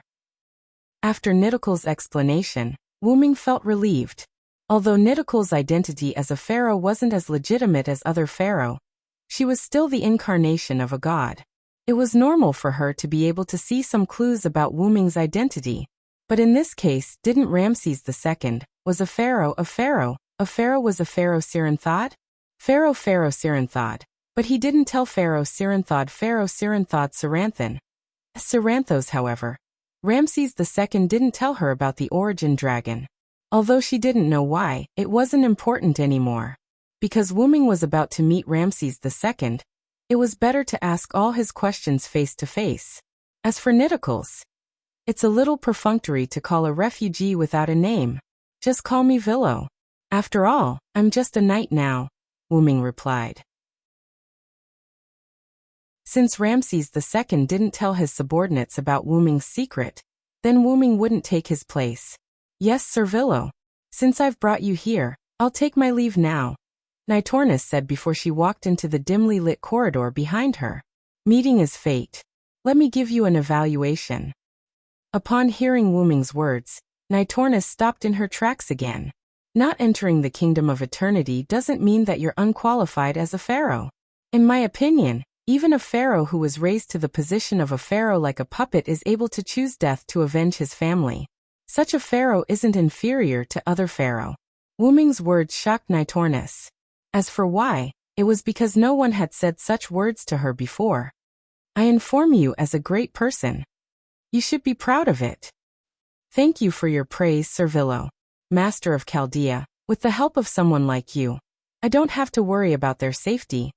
Nitornis didn't turn around and spoke with her back facing Wuming. Saying this, Nitocris left. This time, Wuming didn't stop Nitornis and let her leave on her own. I see. Great stupidity appears to be wisdom. Wuming nodded. As expected, a pharaoh, even if she was a puppet, wasn't someone without intelligence. Nitornis might have guessed that Wuming came to obtain the Holy Grail for Gadotsi. Although Wuming prepared to obtain the Holy Grail in order to ruin Artoria's plan, Wuming's goal of obtaining the Holy Grail was ultimately for Gadotsi, or rather, Chaldea. But the reason wasn't important anymore because Wuming was about to face the Sun King, Ramses II, who held the Holy Grail. Without any hesitation, Wuming walked up to the stone door and used a little force. The stone door seemed to have some kind of mechanism, and Wuming pushed it open with a little force. The first thing that entered Wuming's eyes was the dazzling sunlight. Wuming squinted his eyes subconsciously. After that, an unusually spacious hall appeared in front of Wuming. Unlike the gloomy corridor that Wuming passed by before, this hall seemed to be under the sun. The hall was very spacious, and from the outside, it was impossible to tell that there was such a spacious space inside the hall. The walls around the hall were also engraved with murals, and the surrounding walls extended diagonally with the centermost point as the center. It felt like a pyramid. However, in this spacious space, it didn't seem like a pyramid at all. Only people with eyesight, like Wuming, could see it. At the very least, ordinary people like Gadotsi wouldn't be able to see it. Several thick load-bearing pillars were arranged in a regular pattern in the hall. Sunlight that appeared out of nowhere sprinkled on the walls and floor, dyeing them with a layer of golden color. In the centermost position, there was a high platform that looked like a small pyramid. Step-like steps were located in front of this high platform. This was undoubtedly the throne. And at the highest point of this throne sat a dark-skinned man in gorgeous ancient Egyptian clothing. This should be Sun King, Ramses II.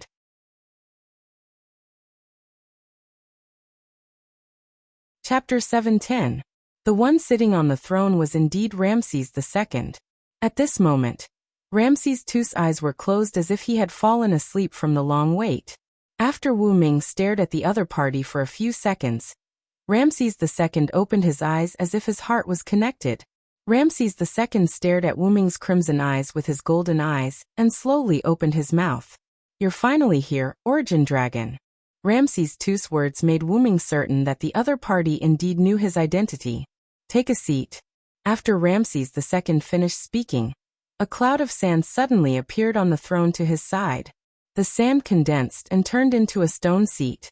Wu Ming's identity was qualified to sit on the same level as him.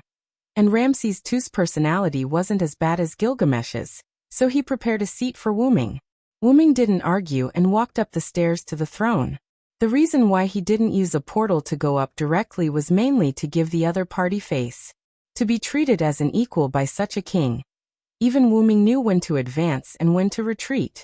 Wu Ming walked up the throne unhurriedly, and sat down on the seat that Ramses II had prepared for him. Then, Wu Ming's body surged with magic power and blue flames burned, covering Wu Ming's armor. Wu Ming waved his hand, and the flames dissipated. Wu Ming, who was originally wearing armor, was now wearing a ceremonial robe that Wu Ming had worn in Camelot. The ceremonial robe was something that Wu Ming had casually condensed with magic power, so he changed into a ceremonial robe. After all, it was rude to wear armor during a meeting. "Nice to meet you, Sun King Ramses II. I'm glad to be able to have a peaceful conversation with you." Wu Ming took the initiative to greet him. "I'm also quite interested in your existence. Although you're still young, I can't see through your strength. As expected of the Great One." Ramses II maintained the posture of holding his head with one hand, and commented on Wu Ming. "I'm quite surprised by you. In my opinion, an existence like you should have the same personality as Gilgamesh." Wu Ming meant that Ramses II's attitude toward him was a little too good. "As a pharaoh, the king of kings, I'm naturally arrogant, but my arrogance doesn't mean I'm extremely conceited. I'm different from the Golden King," Ramses II said while still holding his head with one hand. It seemed that Ramses II still knew Gilgamesh. "Then, why don't you tell Pharaoh Nitornis about my true identity? As a pharaoh, the child of the sky god is still too immature. And I don't need to say more about this. She has already seen some clues." Although Ramses II's words were reasonable, Wu Ming felt that he was actually in a good mood, and didn't tell Nitornis about Wu Ming's true identity. It was probably time to change the topic. Let's cut to the chase. "Dragon of origin, you came to my territory pretending to be a Lion King knight. What business do you have?" Ramses II's eyes were arrogant, and his voice was calm. "There's no such thing as pretending. This body's spiritual base is King Arthur's knight. It's just that I tampered with it a little, so that I can use the power of my true body." After all, Wu Ming thought that it would be a little difficult for him to deal with this singularity where the spiritual base of Vilo Saranthod was severely damaged. Although it wasn't to the extent that he was lacking in strength, but if he really needed to fight, Wu Ming would have a hard time. After all, in many cases, violence was the best way to solve a problem, just like how Wu Ming persuaded Tristan to surrender with violence. "Oh, that means you didn't come to me as a Lion King knight?" Ramses II squinted his eyes and smiled. "If that's the case, you should be here for the Master of Chaldea." With just one sentence and the current situation, he was able to analyze the camp that Wu Ming belonged to. This made Wu Ming very impressed. As expected of one of the greatest pharaohs of ancient Egypt, his wisdom was also extraordinary. "Indeed, for your action of letting Chaldea go, I would like to express my gratitude." "There's no need for that. It's just that I'm slightly interested in the Master of Chaldea." Ramses II rejected Wu Ming's gratitude. In response, Wu Ming smiled. "If it's a kind interest, that's fine, but..." As Wu Ming spoke, magic surged around him. "If it's a malicious interest, I won't sit back and watch your interest hurt to Chica, Sun King." Wu Ming's expression instantly became serious as he stared at Ramses II, as if he would attack at any moment. Dragon of origin, are you threatening me?" Ramses II wasn't a mild-tempered person after all. In the face of Wu Ming's threatening words, he was naturally a little angry. I wouldn't dare. Tachika is like family to me. I think protecting family is something that everyone, even the king, wants to do no matter what. Although Wu Ming's words were reasonable, but Wu Ming's words reminded Ramses II of his beloved wife and the eldest son that she gave birth to but died of illness. I don't want to treat the Dragon of Origin as a glib talker. You're here for the Holy Grail, right? Ramses II changed the topic again. That's right. Wu Ming nodded without hesitation. Seeing that Ramses II was speechless and changed the topic after being targeted by his words, Wu Ming also changed the topic. The Holy Grail is needed to repair the singularity. As long as the Holy Grail doesn't exist in this singularity, the era will slowly be repaired. However, Ramses II scoffed at Wu Ming's words. You were King Arthur's knight. Although I don't know what the White King wants to do, I know one thing. After the Holy Grail is recovered, the singularity will never be properly repaired. Wu Ming frowned slightly. Ramses II didn't seem to be lying. Could it be that Artoria has some other plans? You should have seen the changes in this singularity. Even if the Holy Grail is recovered, before the singularity is completely repaired, if the Lion King wants to do something, the other party can do it. Ramses II's words made sense. Because the singularity collapsed more severely. After the Holy Grail was recovered, the self-repair of this singularity wasn't as fast as other singularities. If Artoria had any plans at that time, then this singularity was indeed likely to have an accident. To be more serious, this singularity was likely to directly. There's no doubt that it will collapse.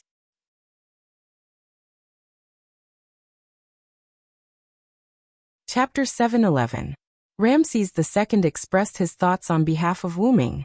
Even if I don't do anything, the Lion King alone can definitely do it. Ramses II held his face with one hand and showed a happy smile. Don't think that Ramses II was amiable in front of Wu Ming. It would be a big mistake to think that he was not that strong.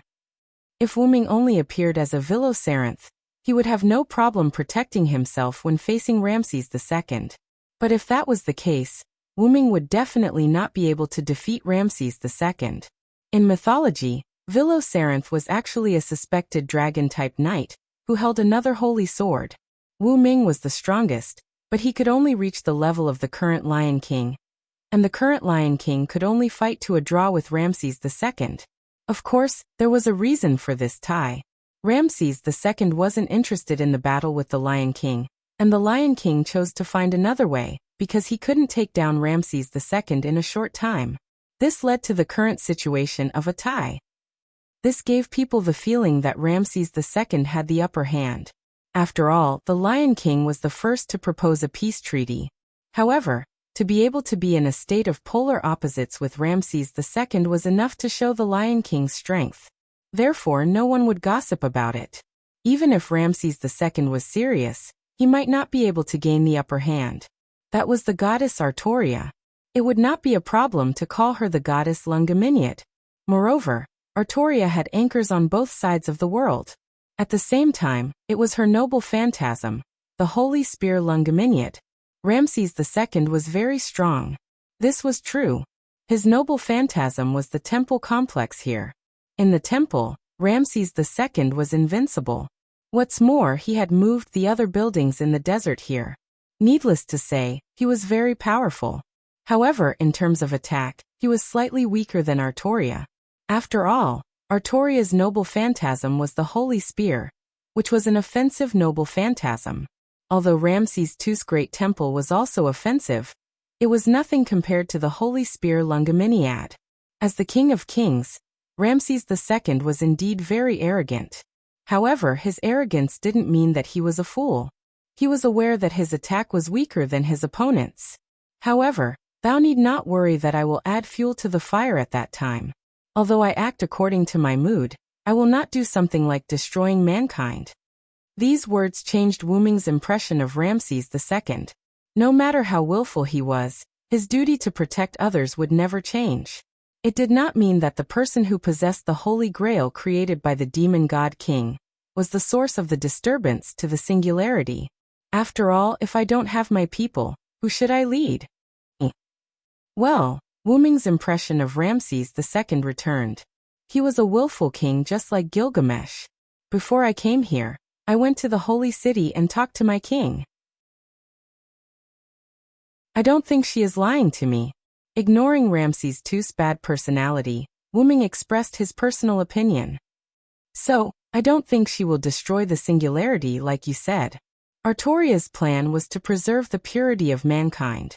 Whether it was Artoria, Gawain, or Guinevere, they all said so. Wu Ming did not think that they would work together to deceive him. And if the truth was as they said, there was no way to destroy the singularity. However, Ramses II had no reason to lie. No, it should be said that a person like Ramses II would not lie. Then could it be that Wu Ming suddenly thought of something? Could it be that Artoria didn't tell anyone or Wu Ming the real plan, and was prepared to rely on her own strength to carry out the plan? And the implementation of Artoria's plan would lead to the destruction of the singularity, as Ramses II said. If that was the case, why would Artoria lie to Wu Ming? This was also easy to explain. Artoria's body had matured, and because she had held the Holy Spear for a long time, she had been deified by the Holy Spear Maiden. It was inevitable that her inner thoughts would change. Therefore, even if it was Wu Ming, who was the closest to her, it was a thing of the past. Thou art a smart man. I have made it so clear so thou shouldst understand. Ramses II held his crooked head with one hand and tapped his throne with the other. Indeed, Ramses II had made it clear. You're right. However, all of this is just a guess. Wu Ming looked at Ramses II without the slightest hesitation, and wasn't affected by his words. Ha ha ha ha. Ramses II burst into laughter. Not bad at all. As expected of the dragon of origin. My conversation with thee was subpar, but I am quite satisfied. After laughing, Ramses II nodded in satisfaction. He didn't know if it was Wu Ming's illusion, but Wu Ming felt that there was something wrong with Ramses II's hand holding his head. Wu Ming shook his head and stopped thinking about these messy and unrealistic things. Then can you give me the Holy Grail? Wu Ming went straight to the point. Fortunately, Gadotsi and the others weren't around. Otherwise, they would be shocked. After all, how could they give something to someone so directly? However, a golden light flashed before Wu Ming's eyes, and he caught it subconsciously. Wu Ming took a closer look. It was a golden cup. The Holy Grail. This thing isn't of much use to me. If thou wants it, then take it. Thank you. Wu Ming thanked him and put away the Holy Grail. With this, Wu Ming finally understood. Ramses II had never treated anyone as an enemy.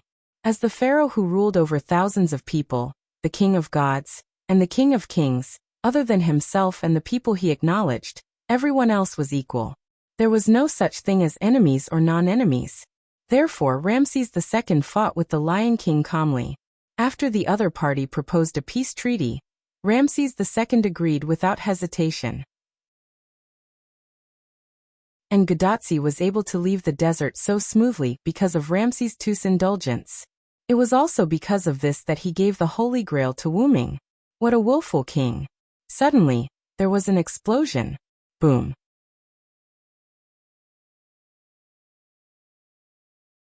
Chapter 7:12.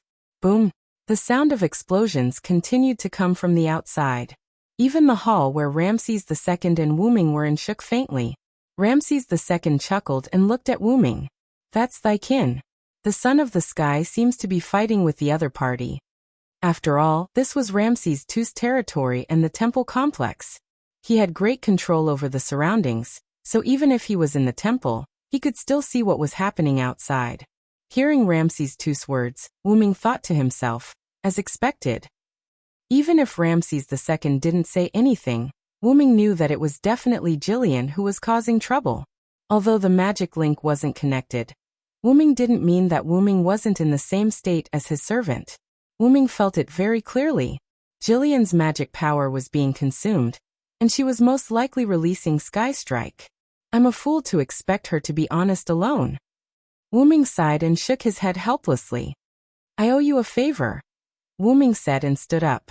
Giving him the Holy Grail for free was already a great favor. In addition, Wuming's people were causing trouble outside. In any case, Wuming was in the wrong. As Wuming stood up, a black-purple ripple appeared beside Wuming. "Oh, spatial magic," Ramses II said with interest. "It's not spatial magic, just a little trick." Wuming shook his head. "Then I'll take my leave first," Wuming said and walked into the portal. The black-purple ripple swallowed Wuming's body, and then disappeared. Ramses II looked at the place where Wuming disappeared and closed his eyes. "Where's the root dragon?" Ramses II said with a chuckle. It was unknown whether it was mockery or admiration. Outside the temple, a black-purple portal appeared in the sky and Wuming's figure appeared. As long as Wuming had been to a place without restrictions, he could use the portal to quickly move. Because of the advance notice, Ramses II temporarily opened up space authority to Wuming, so Wuming could teleport in Ramses II's temple. Using telekinesis to float in the air, Wuming looked down. Jillian held a purple scythe condensed from magic and slaughtered a large group of Sphinx. Jillian's scythe was like a wheat harvester, harvesting the Sphinx and releasing energy pillars from time to time, which caused the earth rumbled. The energy pillars were simply magic power released by Jillian in the form of a pillar. There was no fancy stuff. But because of the purity of the energy pillars and Jillian's reckless use, Wuming felt the tremors and Jillian's wanton release of magic power. "Ha ha ha ha. Come and kill. Ha ha ha ha." Jillian laughed maniacally as she killed, as if she had entered a state of madness. The Sphinx seemed to be endless. They kept surging out of the sand and charged at Jillian. However, even if Jillian was in a frenzy, her nature as a weapon would not change. Using her wings and her petite body, Goprel jumped up and down among the sphinxes.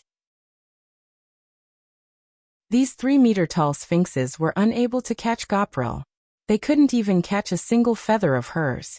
Instead, the sphinx were cut into several pieces by Jillian's scythe and turned into pure magic power that dissipated. In addition to the frenzied Jillian and the resolute sphinx, Wuming also saw another figure behind the sphinx army, Pharaoh Nitornus. The Sphinx army seemed to have been summoned by Nitornus. However, Nitornus would cast a few magic spells on Jillian from time to time. There were also attacks like Mummy's Claw and Sacred Beetle's Charge, but these attacks and magic spells had no effect on Jillian without exception. Basically, these attacks were either deflected by Jillian's scythe or dodged by Jillian agilely. After that, Nitornus seemed to have given up and focused on summoning the Sphinx army. Sacred Beetles, Mummies, Sphinx army, Wuming could not help but ridicule Nitornus. Nitornus was really like a summoner. Like a summoner, Nitornus held the staff in her hand and constantly released magic power on the ground. It seemed that these endless Sphinx were summoned by Nitornus. If Ramses II authorized it, then it would be easy for Nitornus to summon the endless Sphinx army in the desert where the shrine was located. Giliel, on the other hand, seemed to have been dominated by madness. She didn't care about Nitocris, the summoner at the back at all. Instead, she threw herself into the endless swarm of sphinxes. However, in Wuming's opinion, it was very likely that Goprel didn't attack Nitocris because she was in a berserk state. After all, if Nitornus was defeated, the Sphinx army was likely to disappear. In that case, Jillian would not be able to enjoy the fun of killing. But even if Goprel didn't attack Nitocris, she wouldn't be able to enjoy the fun of the battle anymore. Why? Because Wuming was here. "Calm down, Jillian." Wuming's voice came into Jillian's ears, which made Jillian stunned. Since Jillian and Wuming signed a dependent contract, Jillian became Wuming's dependent. Although Wuming could make those who surrendered to him and became his dependent completely obey him, it was a bit cruel for those who volunteered to become Wuming's dependent. Volunteering represented trust in Wuming, and if Wuming did that, he would fail to live up to the trust of his dependents, so Wuming would never do that. However, authority was authority. As mentioned before, the dependent authority could make Wuming's dependents subtly change their minds, making them loyal to Wuming from the bottom of their hearts. Therefore, even if Wuming did not use coercive orders, Wuming's dependents would have a feeling of being unable to disobey Wuming's orders. Jillian was like that now. Because she heard Wuming's words, she subconsciously paused for a moment. It was precisely because of this critical pause that the Sphinx army swarmed in and buried Jillian.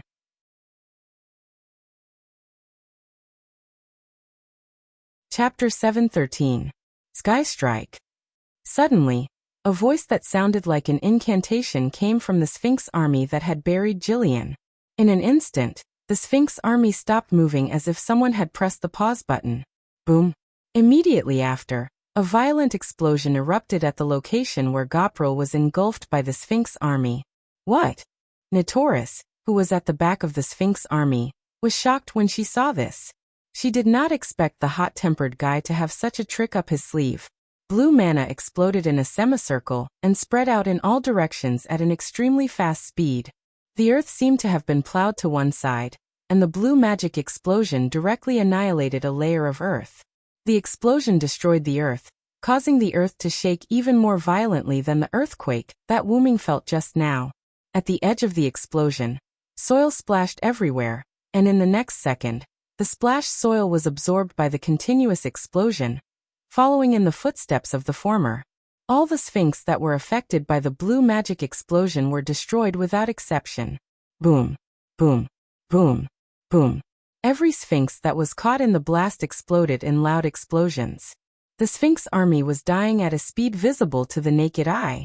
Even Nitoris was a little flustered by this sudden event. Wah, wah. Affected by the earthquake, Nitoris couldn't help but take 2 steps back. She propped her scepter on the ground. Naturally, the summoning of the Sphinx army was interrupted. Meanwhile, Giliel's Sky Strike had wiped out the Sphinx army.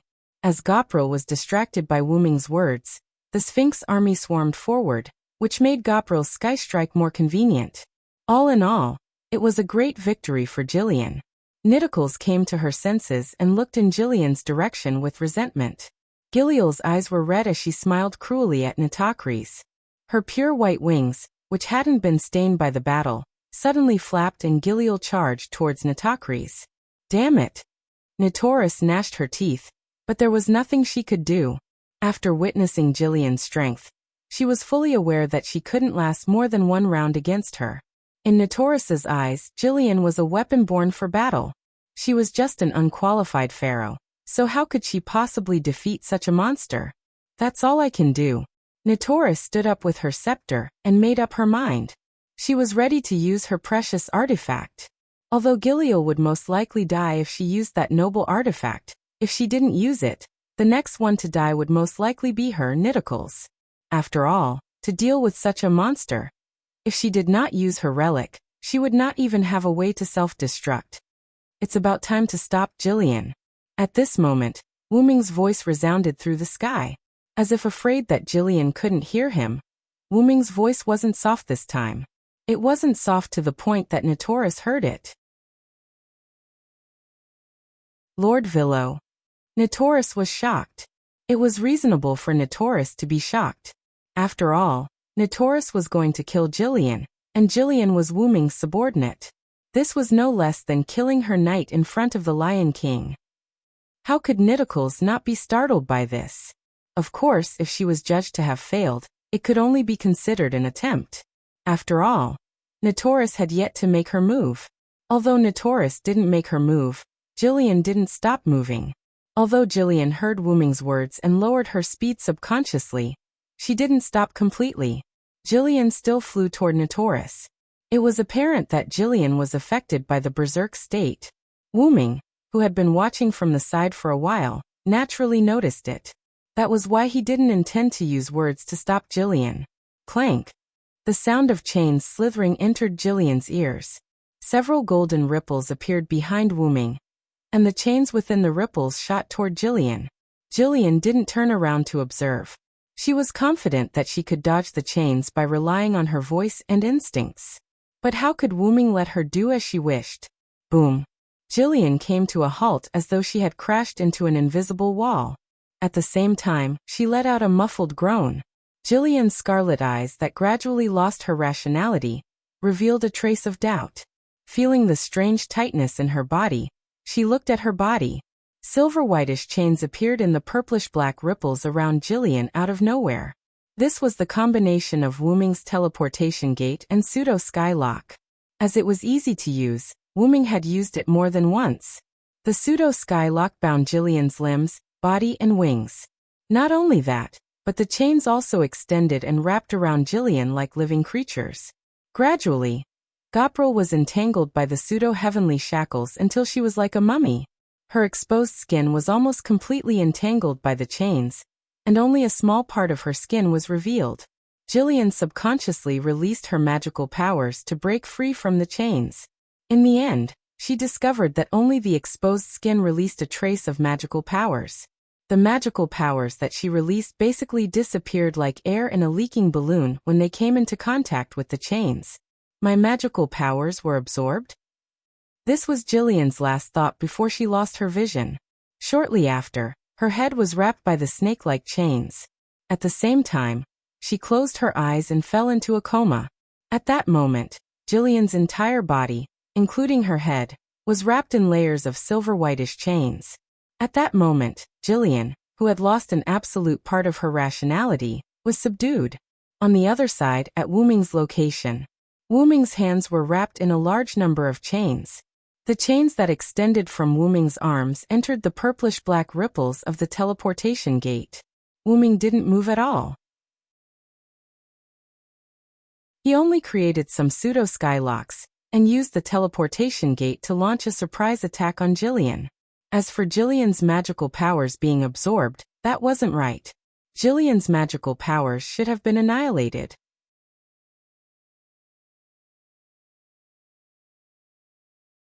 Chapter 7:14. As mentioned before, Wuming cheated by bringing his noble phantasm, 12 avatars of authority, to this spiritual base. However, the ability of these 12 avatars could only be used once in this spiritual base. Once one of them was used, there would be one less avatar, just like a consumable item.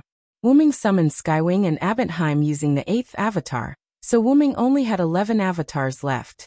When Wuming made the pseudo-heavenly lock, he deliberately used one of the remaining 11 avatars. Wuming added the 5th avatar's annihilation characteristic to the pseudo-heavenly lock, which made the person bound by the pseudo-heavenly lock be annihilated. Of course, Wuming could choose what to annihilate the other party, whether it was the body or the magical power. It was up to Wuming's precise control. Wuming chose the magical power released from the surface of Giliel's skin to annihilate. So Giliel's body was not damaged. However, this was not without drawbacks. The pseudo-heavenly lock with the annihilation characteristic could no longer retain the ability to restrain divinity. Originally, Wuming could use high-grade items to create the pseudo-heavenly lock with the effect of restraining divinity, but when the avatar of annihilation was added to the process of creating the pseudo-heavenly lock, the characteristics of the pseudo-heavenly lock were annihilated. Or it should be said that the ability of annihilation annihilated the characteristics of the pseudo-heavenly lock. And because there was only one characteristic of the heavenly lock, that was, the higher the divinity of the person bound, the tighter the heavenly lock would bind. Therefore, after the annihilation characteristic was added, the restraining divinity characteristic disappeared. But that didn't matter. After all, the pseudo-heavenly lock could be recreated. On the contrary, the chains with the annihilation characteristic could only be found by chance. After all, Wuming's annihilation avatar had been used, and there were only 10 avatars left. Although the 12 incarnations had become a consumable item, Razin still had to use it. After all, if he didn't use it, why would Wuming bother to bring the 12 incarnations here? Controlling the pseudo-sky lock, or rather the annihilation lock, Wuming sent the unconscious Jillian into the portal. Jillian's unconsciousness wasn't caused by Wuming's annihilation lock, it was only because Jillian had overused her mana. Generally speaking, excessive mana consumption would only cause one to become extremely weak.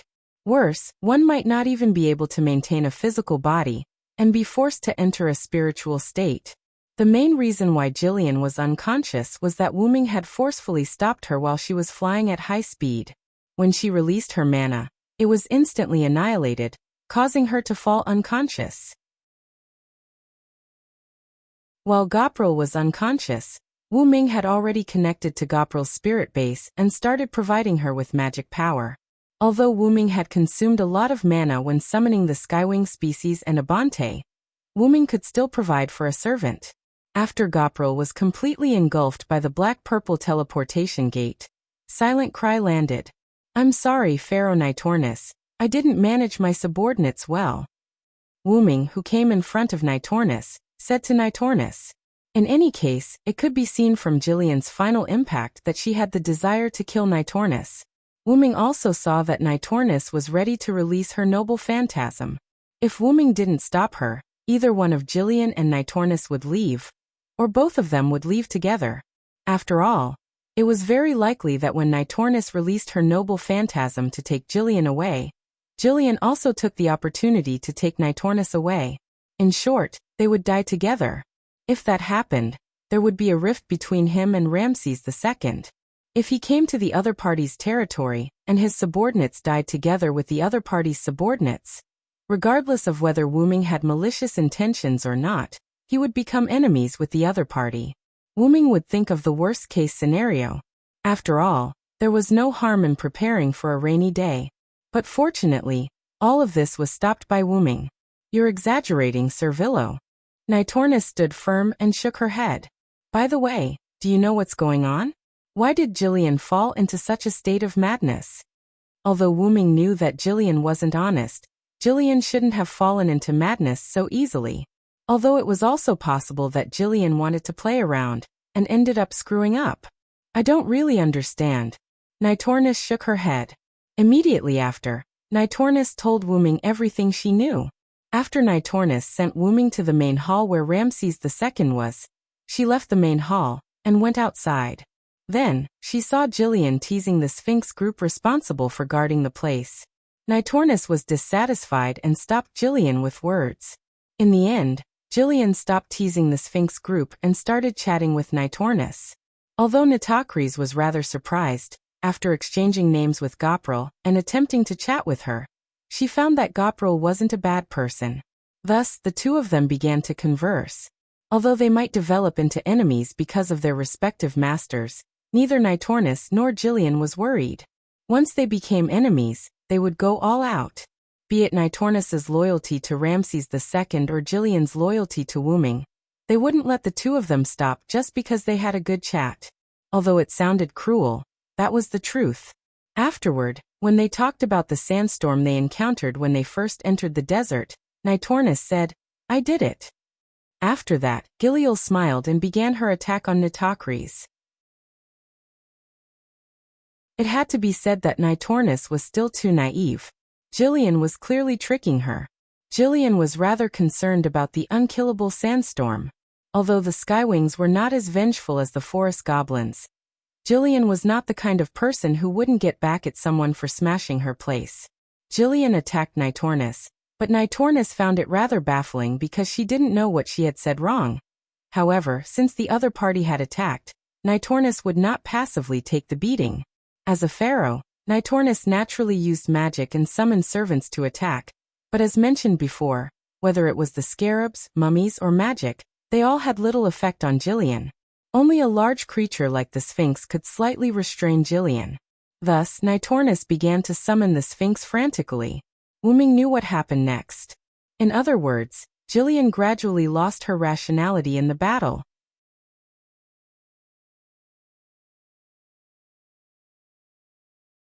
Chapter 7:15. Although she was furious that Nitocris had used the sandstorm to toy with her, she was in no hurry to kill Nitocris because she wanted to play with her. Instead, she fought with Nitocris's summoned creatures in an attempt to find joy in the slaughter.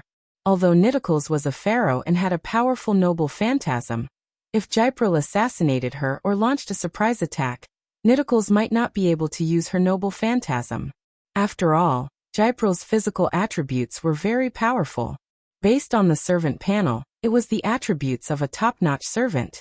Therefore, Gypril, who did not directly kill Nitocris, actually wanted to play with Nitocris to avenge the shame of the sandstorm. As a result, when Gypril fought with the Sphinx summoned by Nitocris, Gypril was gradually affected by Berserk to the extent that she did not even listen to Wuming's words. Although it was not clear whether this was the case or not, Wuming felt that his judgment was correct. In short, in fact, Gypril reaped what she sowed.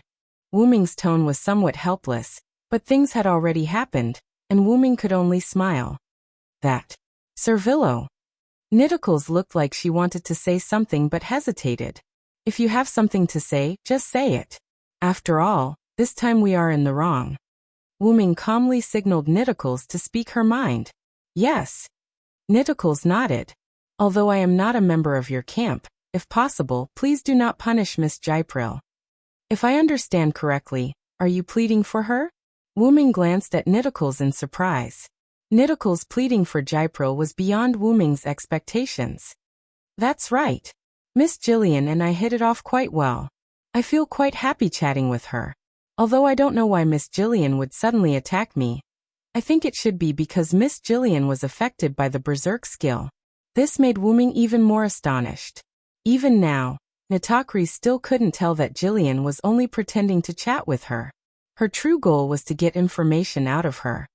Can I ask why? Wuming asked. Nidicles hesitated. Seeing such a Nidicles, Wuming quickly waved his hand. Of course, if it's inconvenient, you don't have to say it. However, Nidicles shook her head.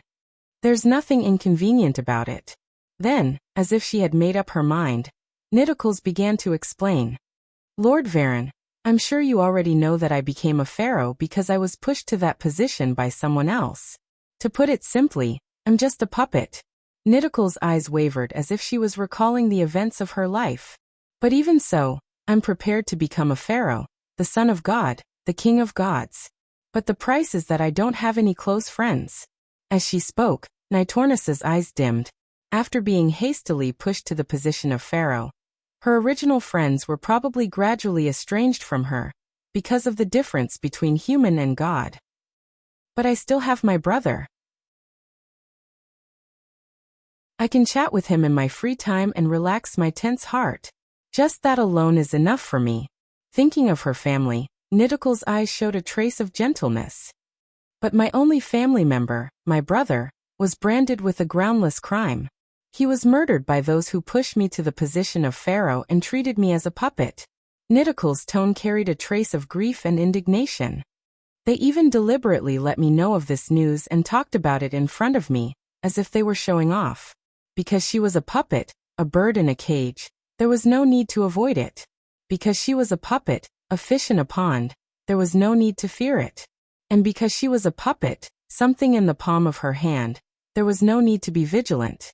And the result was, I killed them, said Nitakris, neither sad nor happy. They never thought that I would attack them. I still remember their expressions of despair before they were drowned.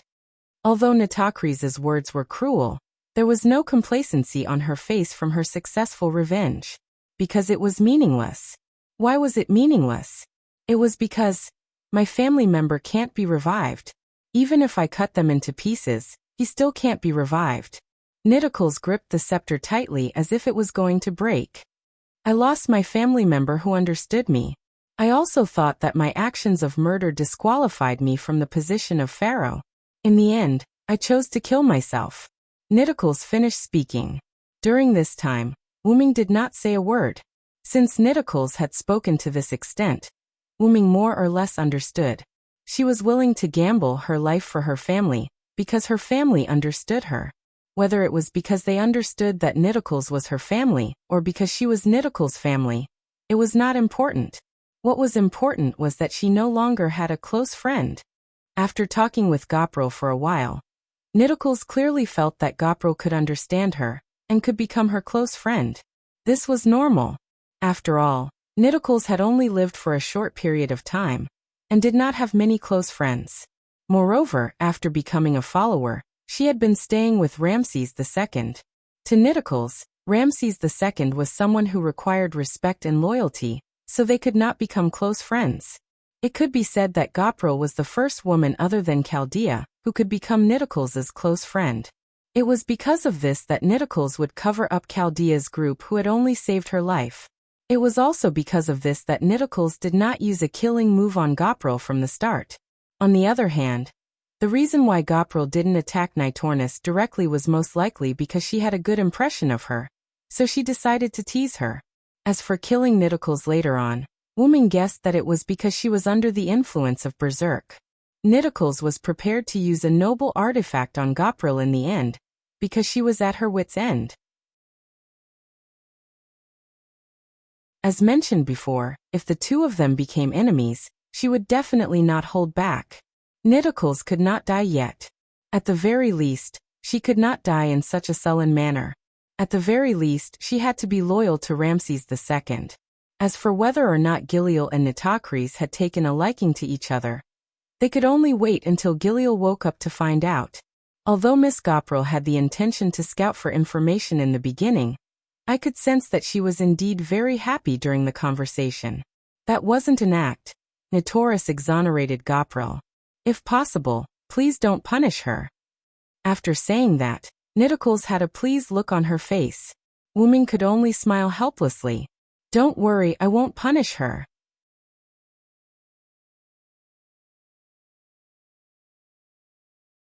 Chapter 7:16. I don't have the habit of punishing my subordinates, so even if you say so, I won't punish her. Wuming's words made Nitocris calm down. Thank you, Sir Villo. However, Wuming was puzzled. I remember you said that you knew that Jillian was chatting with you to get information from you, right? Nitocris nodded with a smile. Sir Villo, you can't be thinking of me as a fool, right? I'm a pharaoh after all. How can I not have some wisdom? After all, when Nitocris drowned those in power who murdered her brother, she used a scheme. In other words, actually, I'm very smart, Wuming smiled helplessly. Although he was helpless, Wuming didn't know whether to laugh or cry. It's about time. My purpose of coming here has been achieved. I'm going to leave now. He got the Holy Grail and didn't fight with Ramses II. Although Jillian had a fight with Nitocris because of her berserk state, nothing happened in the end. So Wuming was ready to leave. Ah, by the way, Sir Villo, I have something to report. When she heard that Wuming was leaving, Nitocris instantly remembered something. What's the matter? Wuming looked at Nitocris puzzledly. He shouldn't have any other connection with this place. It's like this, Sir Osmendes captured a knight from the Holy City not long ago. Knight? Wuming was stunned at first, then he thought of something. It can't be Tristan, right? That's a knight who uses a magic bow. Well, it's really Tristan. I have to say that this guy is really unlucky. He was just sent to the desert by Wuming to be on standby and gather information, but he was captured not long after. However, if it was really Tristan, why couldn't Wuming sense Tristan's location? After all, Wuming was currently Tristan's temporary master. Lord Osmendes inadvertently noticed that someone was scouting for information about the terrain nearby, so he directly captured that person and imprisoned him under the pyramid, isolating him. This finally resolved Wuming's doubts. It turned out that the barrier had cut off his perception of Tristan. And because Tristan didn't leave, the contract between him and Wuming was still intact. That was why Wuming didn't realize that Tristan was captured. Lord Osmendes told me to hand him over to you if you want to leave. Hold on. Wuming suddenly spoke, interrupting Nitocris. I don't want it anymore. Let him continue to stay under the pyramid. Wuming's words stunned Nitocris. Why did he not want it? Thank you, Ramses II, for taking care of Tristan for me. Remember to thank him for me. I'll take my leave first. What a joke. How could Wuming not know what kind of person Tristan was? If he were to return to Artoria, then he would be a great help. It was better to let Tristan stay here. After Wuming finished speaking, the dark purple teleportation door opened. Without waiting for Nitocris to react, Wuming plunged into it. Then the dark purple teleportation door closed. Okay. Only then did Nitocris react, and she nodded subconsciously. However, Wuming had already left. In the lower level of the pyramid, in the barrier prison, Tristan sat on the stone bed. He looked at his empty hands because his weapons were confiscated and sighed. I'm so sad. On the ground that seemed to have been scorched by flames, the huge floating tree with crystal leaves and a scarlet trunk, a Bonteheim, floated in the sky. The crystal-like leaves continued to sway with the airflow in the sky, refracting the sunlight in all directions. The huge tree that was like a floating island gave off a harmless feeling under the sunlight.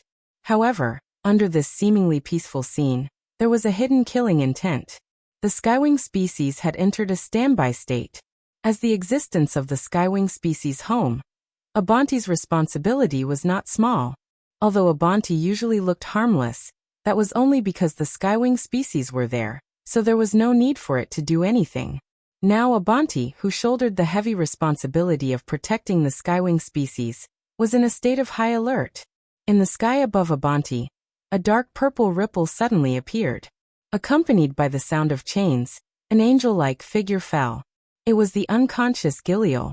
When Abanti saw that the newcomer was someone he knew, some of the tiny tree trunks on his body instantly lengthened and extended, catching Jillian. Immediately after, another dark purple ripple appeared, and Wuming's figure appeared in the sky. Seeing that the master it was loyal to had arrived, Abanti controlled many red branches to extend over.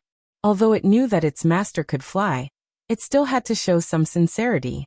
Wuming gave Abanti a lot of face, free falling onto the red branches that Abanti had extended over. Standing on Abanti's branches, Wuming arrived on a platform on Abanti's body as if he was taking an elevator. Beside him, Giliel was also placed on the ground by Abanti. The scarlet branches retreated like tentacles, leaving only Wuming and the unconscious Giliel on the platform. Abanti, send Giliel to her room. No one responded to Wuming, and Abanti used its actions to prove its obedience. The platform beneath Gopril seemed to have melted, and Gopril slowly sank down. This was Abanti's ability, so Wuming did not panic. Giliel completely sank into the softened platform. In just a few seconds, Giliel disappeared, and the platform returned to its original state. A very convenient ability, Wuming commented. It had to be said that the Skywings had truly made the right choice in choosing to live on Abanti's body. Abanti's mobile, multi-purpose aerial fortress was truly amazing. However, looking at Abanti at his feet, Wuming suddenly remembered something. I seem to have been tricked by Ramses II. It had to be said that it was Ramses II who had launched an attack on Wuming's side first. Wuming had gone this time to get back at him and take the Holy Grail. However, after busying himself for so long, Wuming ended up owing the other party a favor. Although Ramses had launched that attack to determine whether Wuming's faction had the right to exist, it was still the other party who had made the first move. Furthermore, Wuming had been blinded by the Holy Grail. Forget it. It doesn't matter. Wuming shrugged. After all, there was nothing for Ramses II to do. After dealing with the problem of Artoria, he would hand over the Holy Grail to Gadotsi. Let's go take a look at the situation of the Skywings. Abanti understood, and the platform under Wuming's feet softened. Wuming's body slowly sank as if he had sunk into a swamp.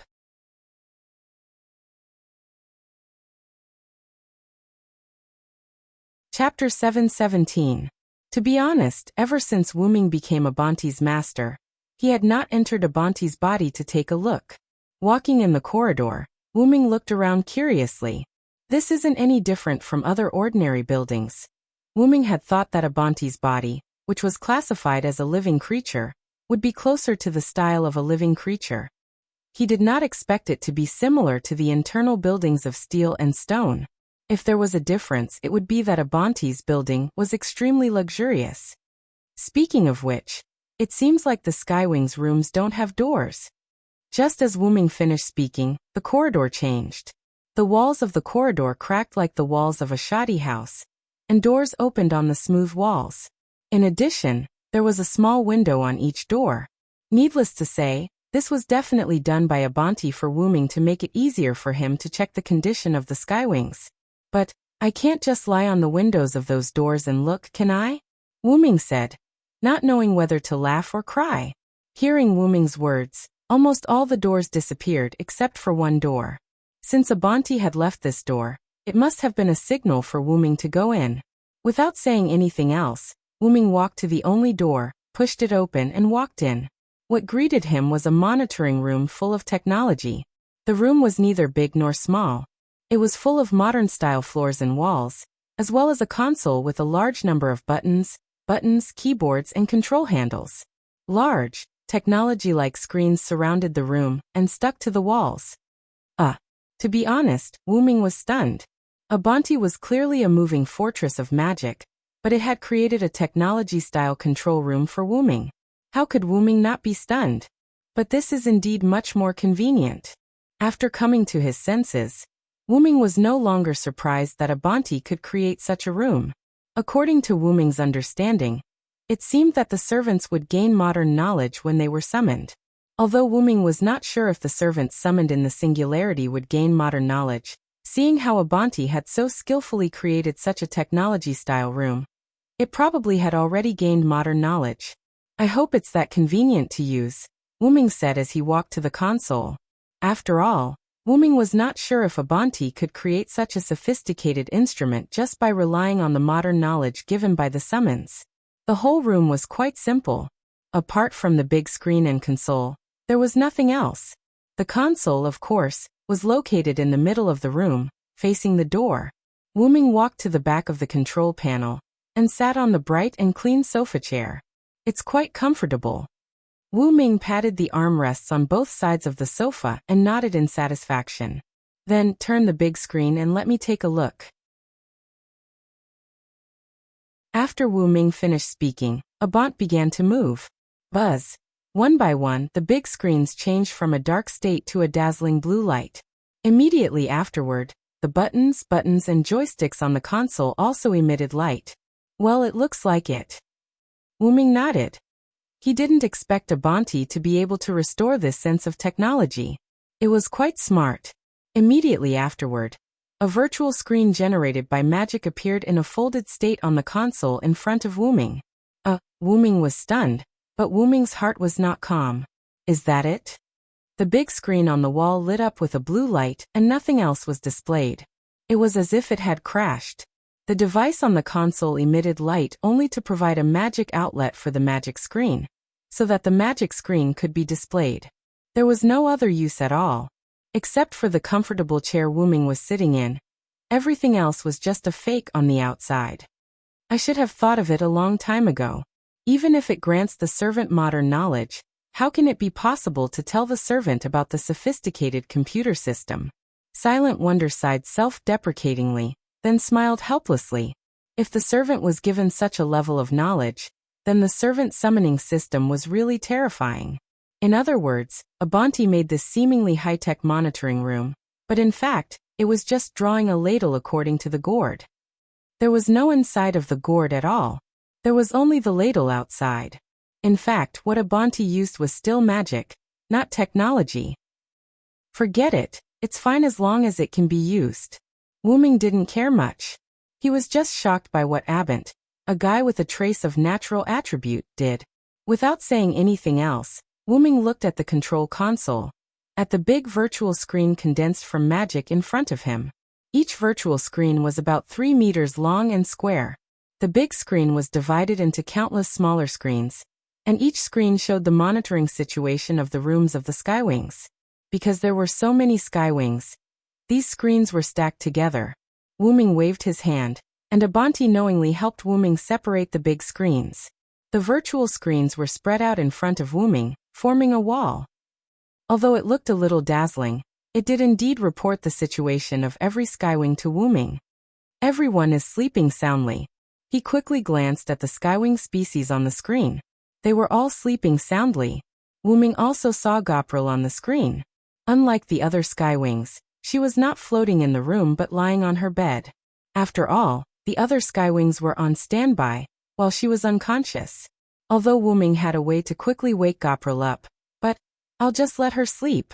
In any case, I'll just keep supplying her with magic, and she'll be able to recover. It was just that it would be a little slower. Aside from the Skywings, the big screen also showed the monitoring of the corridor. Looking at the monitoring, Wuming suddenly felt that something was wrong with the big screen. He seemed to have seen a black shadow flash across the corridor.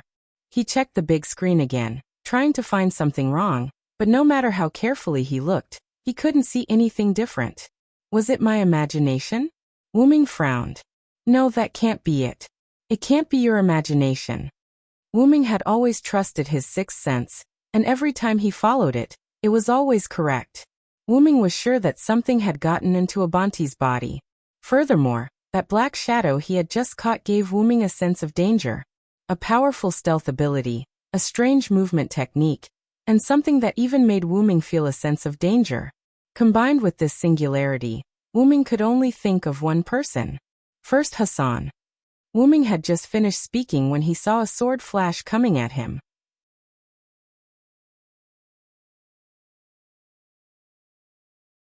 Chapter 7:18. Wuming instinctively tried to dodge, only to realize that it was futile.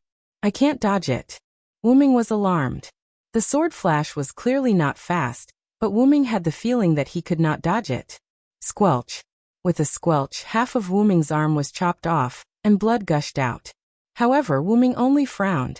Without saying a word, he raised his other arm and punched behind him. Boom! Along with the golden light, the fist collided with the dark and gloomy 1-meter-tall skull shield. The powerful force caused the atmosphere to tremble. At this moment, Abant also reacted. This was its body, and it did not even know that someone had snuck in. This was a great humiliation. In an instant, countless branch-like tentacles pierced towards the place where Wu Ming had attacked like sharp swords. Whoosh! The sword flashed, and Abant's branch-like tentacles were shattered one by one as if they were dead. At this moment, the Skywings in their rooms were also awakened by the battle between Wu Ming, Abant, and the enemy. In their respective rooms, they suddenly opened their eyes. The golden pupils of the sword and the shield instantly turned into scarlet pupils of the sword talisman. Like ghosts, the Skywings collectively passed through the illusory walls of their rooms and headed in Wu Ming's direction. Because of the Skywings' ability to pass through walls, the walls were just a layer of colored air to them. Everyone stop. Wu Ming yelled at the air. Wu Ming knew very well who the other party was. Apart from the first Hassan, Wu Ming could not think of anyone else who could be the Crown Assassin's spirit base. Thus, the other party could not be dealt with by relying on numbers. Even if this number was supplemented by the Skywings, it would not be enough. Wu Ming's order caused the Skywings, who had been rushing toward Wu Ming, to collectively stop. Some of the Skywings had even entered Wu Ming's room. Return to your rooms and wait for further orders, Wu Ming said as he gave his second order. Whether it was the Skywings who had already reached Wu Ming's room, or the other Skywings who had not made it in time, they collectively bowed and left with their heads lowered. The Skywings retreated to their rooms, but they continued to stare at Wu Ming's room with their scarlet eyes. Although Silent Wonder was very dissatisfied that the Skywings were berserkers, he had to admit that there was a benefit to berserker servants, and that was that they were exceptionally obedient. When Wu Ming said everyone stop, it naturally included Abentheim, so Abent did not attack again. First Hassan, you and I have nothing to do with each other, so why are you trying to assassinate me?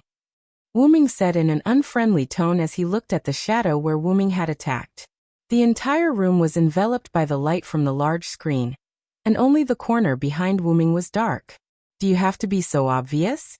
Did you have to be so obvious? The reason it was a shadow was because Wu Ming still could not see who the other party was.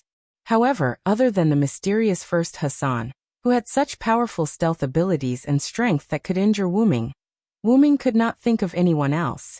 It was as if he had given up because he had not killed the enemy in one strike, or perhaps he had achieved his goal. The shadow in the corner dissipated, revealing a tall figure. He was over 2 meters tall and wore shabby dark armor. The armor's shoulders, elbows, knees, and even back had decorative barbs that pointed upward. He held a simple and worn-out greatsword in his right hand, and his left hand held a meter-tall shield that also had barbs. Most importantly, the other party's armor had a rather shabby cloak and a skull mask. If it was a mask, it would not be too accurate, because the other party's skull mask was more like a helmet than a mask. A skull with strange horns wrapped tightly around the other party's head. Although the area near the chin was not covered by the skull, what was revealed was darkness. Only the area around the eyes had a dark blue flame that looked like a soul fire burning dimly. With this skull face alone, Wu Ming was sure that the other party was indeed first Hassan. And it was definitely the first Hassan. Crack, crack, crack. With a little cracking sound, the shield held by the first Hassan cracked, and then shattered.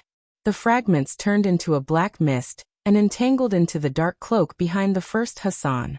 The first Hassan, who lost the shield in his left hand, chose to touch the tip of the great sword to the ground and press the hilt of the great sword with both hands, as if he was leaning on a crutch. Answer my question, first Hassan. Wu Ming repeated in a more unfriendly tone. Wu Ming was indeed easy to talk to, but this did not mean that Wu Ming would tolerate being cut by someone and losing an arm. Moreover, Wu Ming was not afraid of the crown servant. He had 12 incarnations. If Wu Ming wanted, he could make the first Hassan leave here. The bell of thy evening has not rung, but thy destiny has deviated. An old and deep voice came from under the mask of the first Hassan. Wu Ming was dumbfounded. What is this? The bell of the evening did not ring. It should be saying that he should not die yet. Wu Ming felt like he was scolding himself, but it was the truth. Then why did you come to cut me? According to Wu Ming's knowledge, the first Hassan was the one who beheaded Hassan who had gone astray. Although it did not mean that the first Hassan would only attack Hassan, Wu Ming did not understand why the other party attacked him. The two had no interest disputes at all. And Wu Ming also saved the life of a Hassan. Could it be that the other party was here to thank him?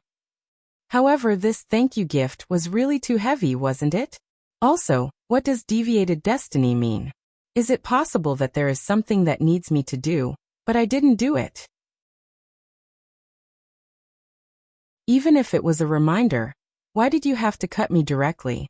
The first Hassan had the ability to kill the opponent instantly. Wu Ming could also feel the power of instant death from the cut, but the cut on Wu Ming did not trigger the instant death effect at all. Wu Ming's body was 100% immune to such means, but this spiritual base was not immune. In other words, the first Hassan did not want to kill him at all? The destiny of the winged otherworlder and the behemoth floating in the mortal world is different. I want to silence it on behalf of God. The first Hassan spoke again. Wu Ming frowned. Is it because the skywing species and Abanti are not native residents of this world, so they were targeted by the first Hassan, and I was only forced to take a cut? You're tuning in to the Li Mei's Sword of Destiny YouTube channel. We're so grateful for your support, and don't forget to subscribe to join us on this incredible journey through captivating stories. Your generosity through donations truly makes a world of difference, as it's the primary source of revenue that allows me to expand and enhance this channel for you. Thank you from the bottom of my heart for being a part of this adventure.